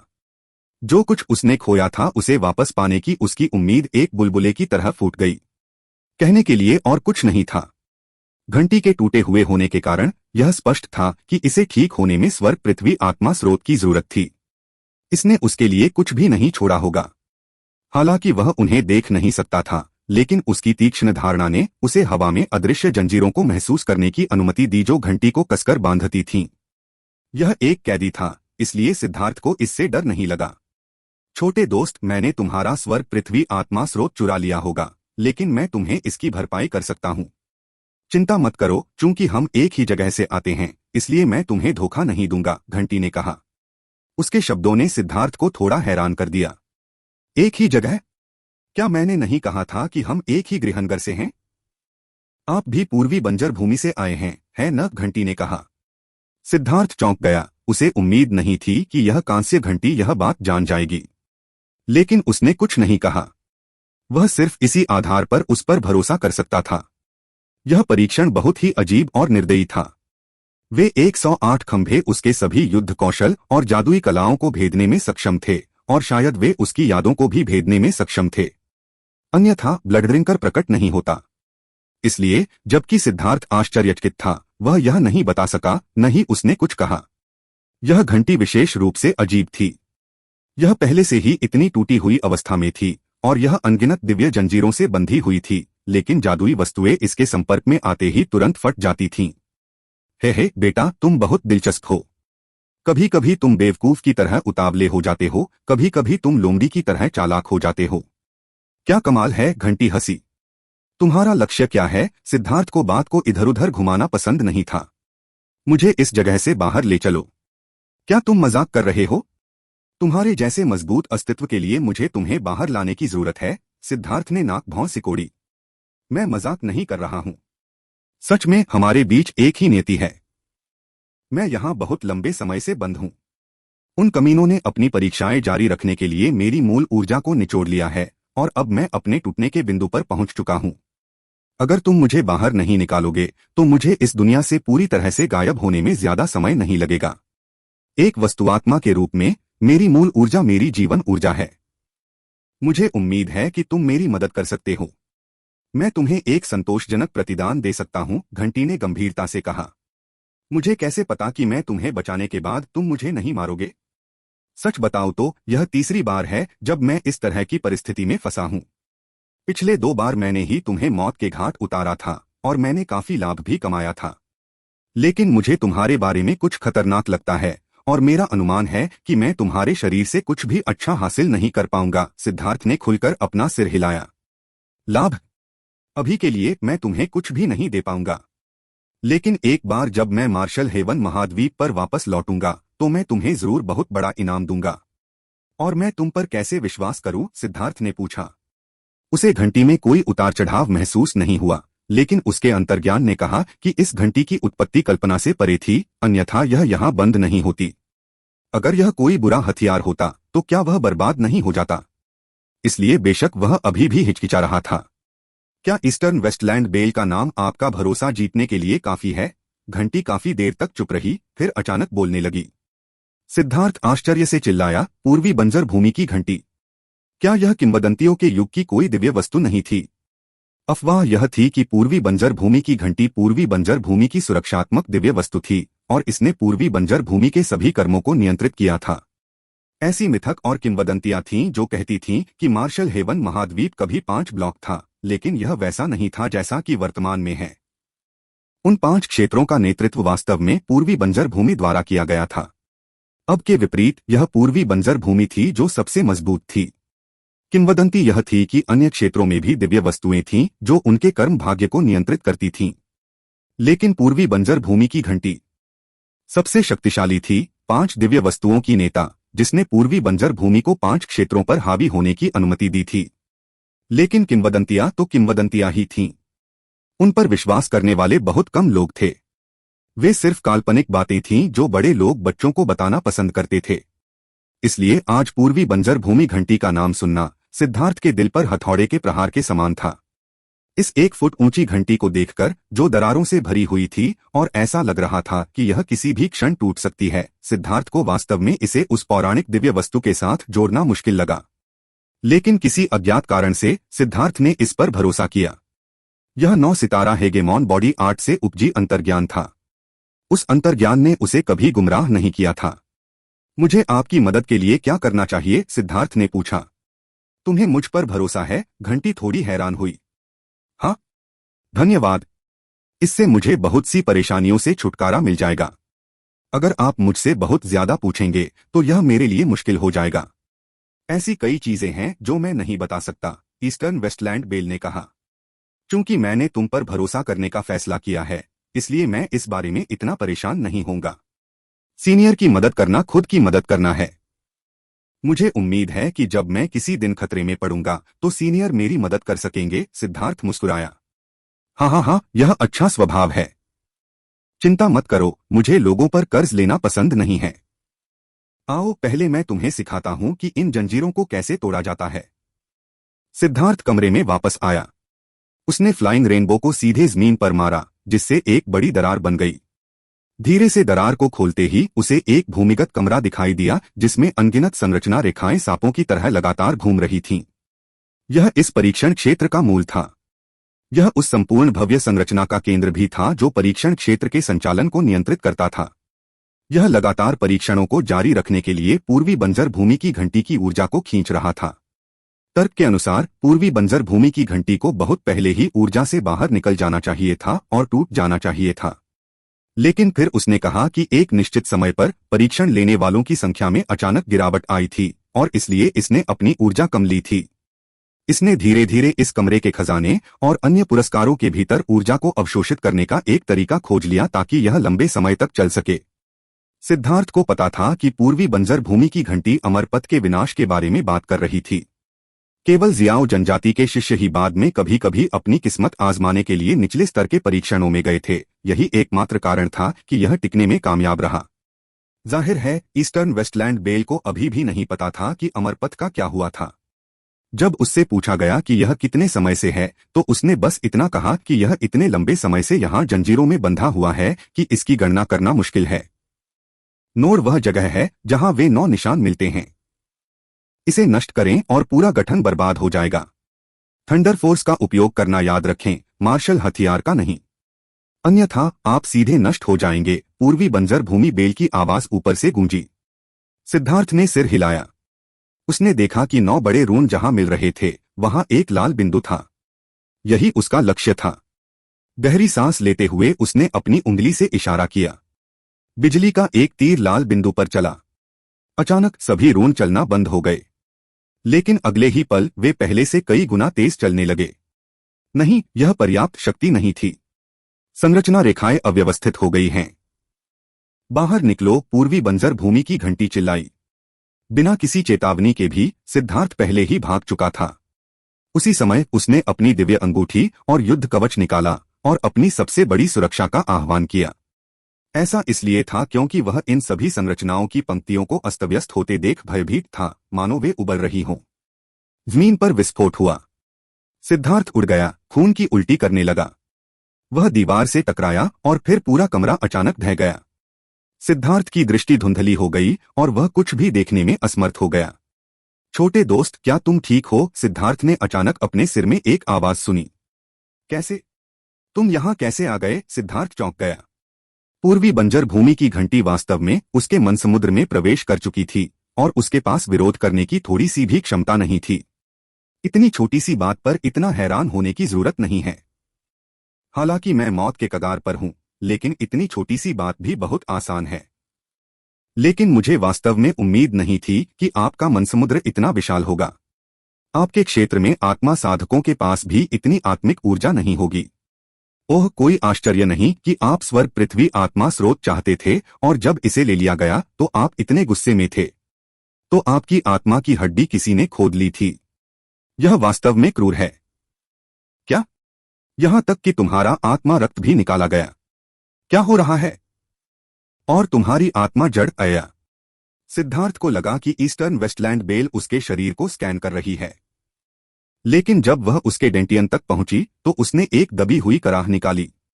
ऐसा लग रहा था कि उसे कोई झटका लगा है। वरिष्ठ, क्या आप ठीक हैं?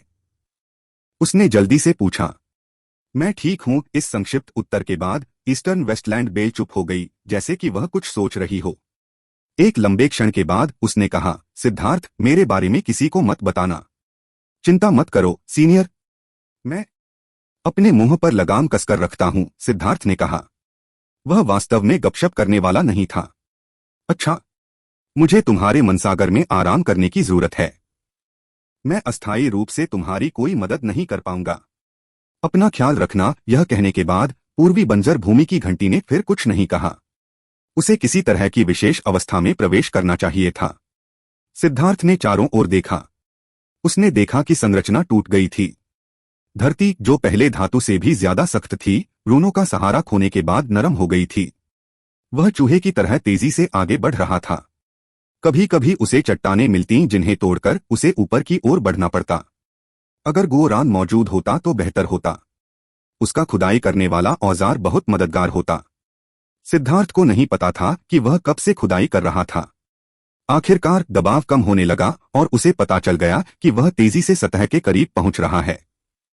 जैसा कि अपेक्षित था, 100 मीटर से भी कम दूरी पर उसकी आंखों में रोशनी भर आई।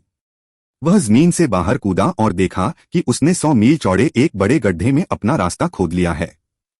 एक पल सोचने के बाद उसे एहसास हुआ कि यह मुकदमा और इसकी भूमिगत गुफाएं ढह गई होंगी। ऐसा लग रहा था कि यह मुकदमा अब पूरी तरह बर्बाद हो गया है। मैं अंततः बाहर आ गया हूं। सिद्धार्थ ने अचानक अपना सिर उठाया और दहाड़ते हुए अपने फेफड़ों में भरी सारी घुटन भरी हवा बाहर निकाल दी। यह परीक्षण बहुत भयानक था। वह अंदर से लगभग अपनी जान खो चुका था। अब जब उसने फिर से सूरज की रोशनी देखी तो उसे लगा जैसे उसका पुनर्जन्म हुआ हो। जो कुछ हुआ था उसके बारे में ध्यान से सोचते हुए जब लाभ की बात आई तो उसने सोचा कि उसका सबसे बड़ा लाभ ज्ञानोदय महल के सितारे की तेजी से उन्नति नहीं थी, नहीं उसने सोचा कि यह उड़ता हुआ इंद्रधनुष था। इसके बजाय यह खुद को हराने से उसके मानसिक क्षेत्र में वृद्धि थी। अब वह पूरी तरह से अलग व्यक्ति था। अगर पहले वह एक तीखी तलवार की तरह था जो इतनी ठंडी रोशनी छोड़ती थी कि कोई भी उसे सीधे देखने की हिम्मत नहीं करता था, तो अब वह एक म्यान में बंद दिव्य हथियार था। वह सारी तीक्ष्णता अब सुरक्षित थी। उसकी निगाहें पूरी तरह से शांत थीं, लेकिन उसकी आंखों में अभी भी एक गहन प्रकाश था जो किसी भी क्षण पूरी तरह से निकल सकता था। मानसिक स्तर पर उसे ऐसा महसूस हुआ कि वह वाकई अविश्वसनीय रूप से आगे बढ़ गया है। वह पूरी तरह से शांत और संतुष्ट था। अपने पीछे विशाल गड्ढे को देखकर सिद्धार्थ को शियाओ जनजाति के प्रति अपार कृतज्ञता महसूस हुई। उन्होंने वास्तव में उसकी बहुत मदद की थी। गड्ढे से निकलकर वह अनंत पथ पर आगे बढ़ता गया। उसे अपनी नई शक्ति पर पूरा भरोसा था। अनादि मार्ग वास्तव में इस स्थिति में आ गया है। इस पर विश्वास करना वाकई कठिन है। सिद्धार्थ 3 खाइयां पार कर चुका था जब पूर्वी बंजर भूमि बेल की आवाज गूंजी जो दया से भरी थी। वरिष्ठ, क्या आपको आराम की जरूरत नहीं थी? सिद्धार्थ ने पूछा। मैं जिस आराम की बात कर रहा था वह आपके मनसमुद्र में आराम कर रहा है। मैं दुश्मनों से निपटने में आपकी मदद नहीं कर सकता, लेकिन यह मुझे आपसे संवाद करने से नहीं रोक सकता।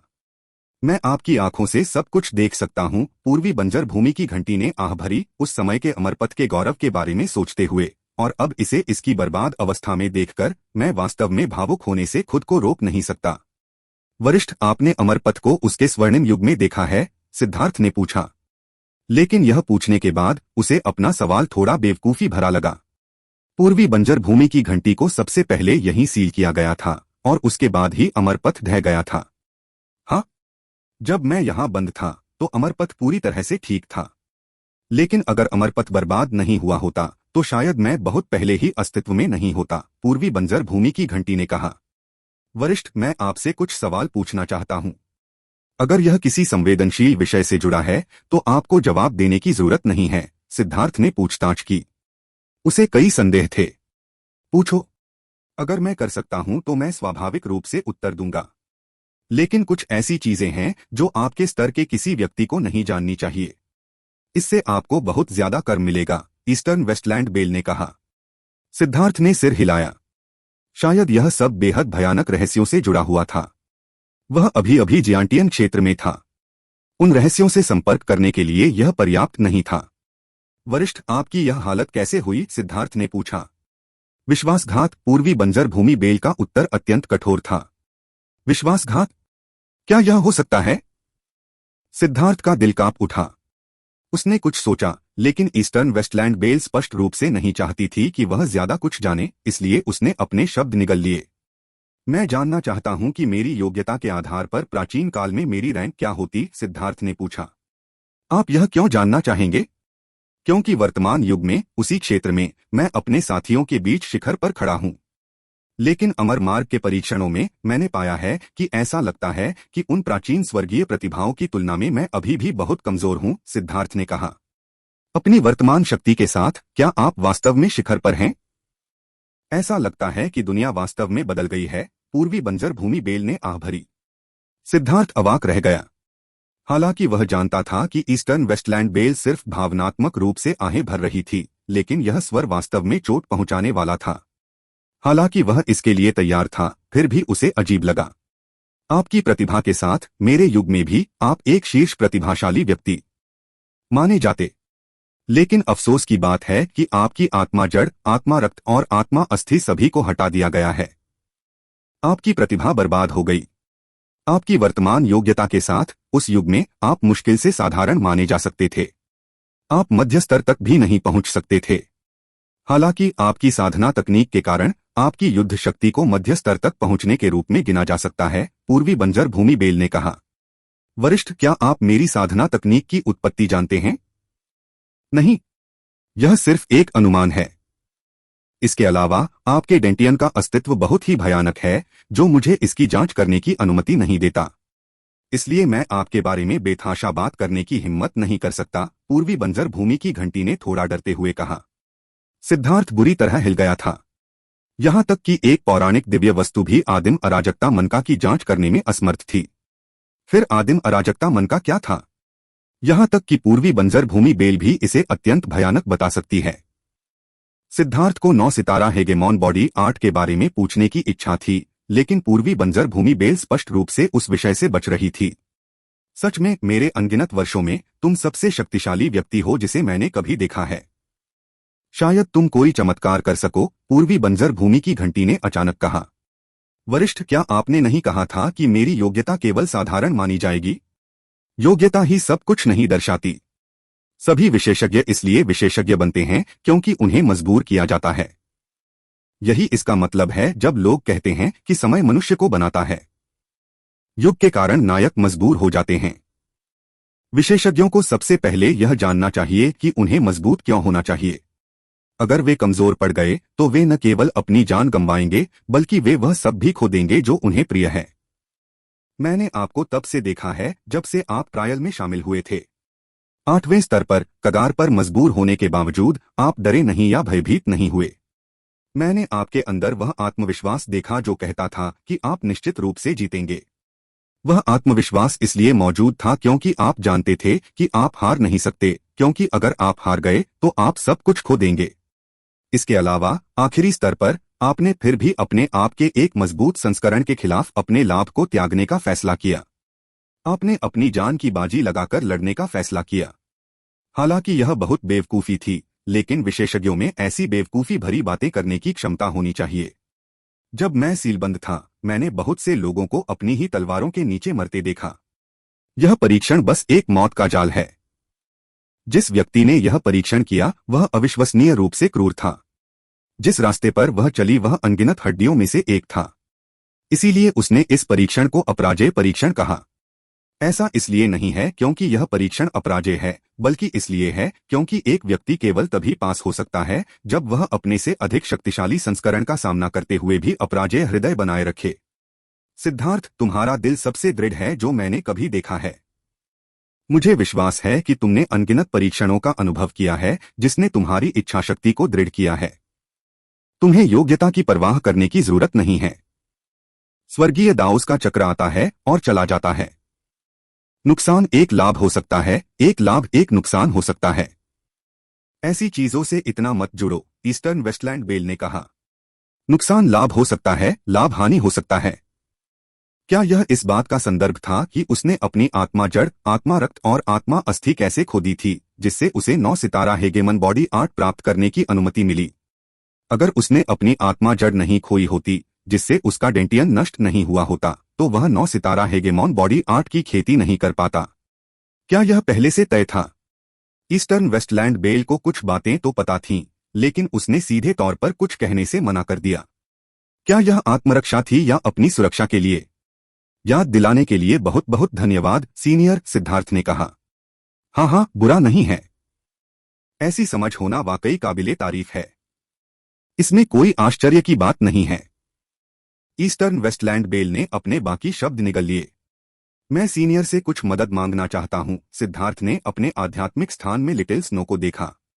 लिटिल स्नो सो रही थी और उसे ईस्टर्न वेस्टलैंड बेल के साथ उसकी बातचीत के बारे में पता नहीं था। यह बेकार है। इसे पहले ही उत्परिवर्तित होने और अपने उचित बंधनों को तोड़ने का अवसर मिल चुका है। लेकिन अवसर अंततः समाप्त हो जाते हैं और इसके अवसर समाप्त हो चुके हैं। ऐसा कोई तरीका नहीं है जिससे यह आगे बढ़ सके। पूर्वी बंजर भूमि की घंटी को सिद्धार्थ को समझाने की भी आवश्यकता नहीं थी। यह सुनकर सिद्धार्थ का दिल कांप उठा। लिटिल स्नो हमेशा से ही सिद्धार्थ के दिल में चिंता का विषय रहा था। जियांटियन क्षेत्र में पहुंचने के बाद लिटिल स्नो अपनी सीमा तक पहुंच गया था और आगे नहीं बढ़ सकता था। चाहे वह स्वर्गीय दाव फल हो, दिव्य नश्वर मोल्टिंग अमृत हो या अनगिनत अन्य तरीके जो उसने आजमाए थे, वे सभी लिटिल स्नो के लिए बेकार थे। अब तो पूर्वी बंजर भूमि की घंटी भी कह रही थी कि लिटिल स्नो अब आगे नहीं बढ़ सकती। यह निर्णायक था। सिद्धार्थ लगातार मजबूत होता जा रहा था, इसलिए लिटिल स्नो और भी पीछे छूटता जा रहा था। उनके कंधे से कंधा मिलाकर लड़ने के दिन चले गए। सिद्धार्थ को लिटिल स्नो की ताकत की कोई परवाह नहीं थी, लेकिन वह महसूस कर सकता था कि जब से लिटिल स्नो ने आगे बढ़ना बंद किया है, वह उदास हो गया है। वह अब ज्यादातर चीजों को लेकर उत्साहित नहीं था। हर दिन वह बस अपने आध्यात्मिक स्थान में रहता, बाहर आने से इनकार करता। सिद्धार्थ बेहद असहाय महसूस करता था। अगर मैं अपने चरम पर होता तो शायद मैं स्वर्ग और पृथ्वी के नियमों के एक हिस्से को बदलने में सक्षम होता, इसके लिए उनकी बेड़ियां तोड़ता।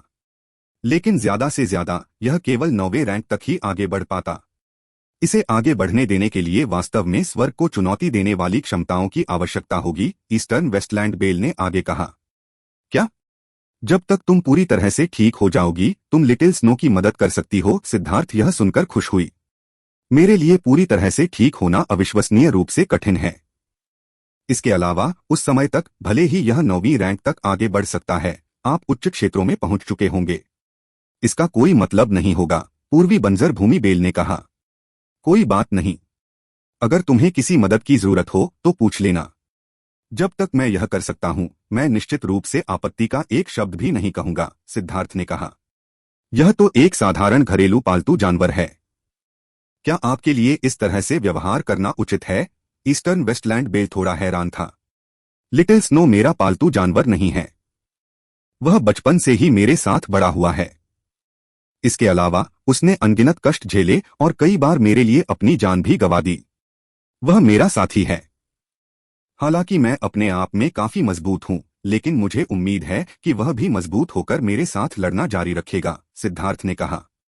तुम सच में एक भावुक मूर्ख हो। तुम वास्तव में एक जादुई जानवर के प्रति ऐसी भावनाएं महसूस करते हो? ठीक है, मैं वादा करता हूं, एक बार जब मेरी शक्ति पूरी तरह से ठीक हो जाएगी तो मैं इसमें तुम्हारी मदद करूंगा, पूर्वी बंजर भूमि बेल ने असहाय होकर कहा। बहुत धन्यवाद सीनियर। अभी मुझे धन्यवाद मत दो। मेरा शरीर टूटकर बिखर गया है, अब यह पूरा नहीं रहा। ठीक होना आसान नहीं है। हम बस कदम दर कदम आगे बढ़ सकते हैं। आइए हम अमर मार्ग पर नजर डालें और देखें कि क्या हमें वो चीजें मिल सकती हैं जिनकी हमें जरूरत है। ठीक है। सिद्धार्थ ने तुरंत सहमति दे दी। चाहे कुछ भी हो, जब तक ईस्टर्न वेस्टलैंड बेल मौजूद है, लिटिल स्नो की समस्या जल्द या बाद में हल हो जाएगी। आखिरकार यह एक पौराणिक अस्तित्व था। यह उसे ऐसी किसी चीज के बारे में धोखा नहीं देगा। वरिष्ठ, हमें कहाँ जाना चाहिए? मेरी चोटें बहुत गंभीर हैं और मैं दिव्य इंद्रियों का उपयोग करके खोज नहीं कर सकता। यह अच्छी बात है कि आपकी आध्यात्मिक शक्ति मुझे थोड़ा पोषण देने के लिए पर्याप्त मजबूत है। कम से कम मेरी चोटें और खराब नहीं होंगी। आप अपनी मर्जी से घूम सकते हैं। कुछ चीजें भाग्य पर छोड़ देना सबसे अच्छा है। वरिष्ठ, यदि मेरी आध्यात्मिक शक्ति का आप पर पोषणकारी प्रभाव है तो आप इसे अवशोषित क्यों नहीं करते? फिर क्या आप तेजी से ठीक नहीं हो सकते? मूर्खतापूर्ण बात। यह इतना सरल कैसे हो सकता है? यद्यपि आपकी आध्यात्मिक शक्ति मजबूत है, यह जलते हुए घर पर एक कप पानी की तरह है। इसके अलावा अगर मैंने आपकी आध्यात्मिक शक्ति को अवशोषित कर लिया तो आपकी आत्मा में हमेशा के लिए एक हिस्सा गायब हो जाएगा। भले ही आप सहमत हों, आपके भीतर का अस्तित्व सहमत नहीं होगा। चिंता न करें, जब आप अपने दुश्मनों को मार देंगे तो मैं ठीक होने के लिए उनकी आध्यात्मिक शक्ति को अवशोषित कर लूंगा, पूर्वी बंजर भूमि की घंटी ने कहा। हालांकि यह उसे फटकार लगा रहा था, लेकिन इसका स्वर स्पष्ट रूप से थोड़ा अधिक मिलनसार हो गया था। अपने अनगिनत वर्षों में यह पहली बार था जब उसने सिद्धार्थ जैसे किसी व्यक्ति को देखा था जिसने अनगिनत परीक्षणों और कठिनाइयों का सामना किया था, और फिर भी उसने जियांटियन क्षेत्र में साधना करने के बाद भी इतना शुद्ध हृदय बनाए रखा था। यह विश्वास और अटूट साथ कुछ ऐसा था जो ईस्टर्न वेस्टलैंड बेल को बहुत पसंद आया। धमाका! अचानक जमीन थोड़ी हिली। सिद्धार्थ ने जल्दी से एक तरफ देखा।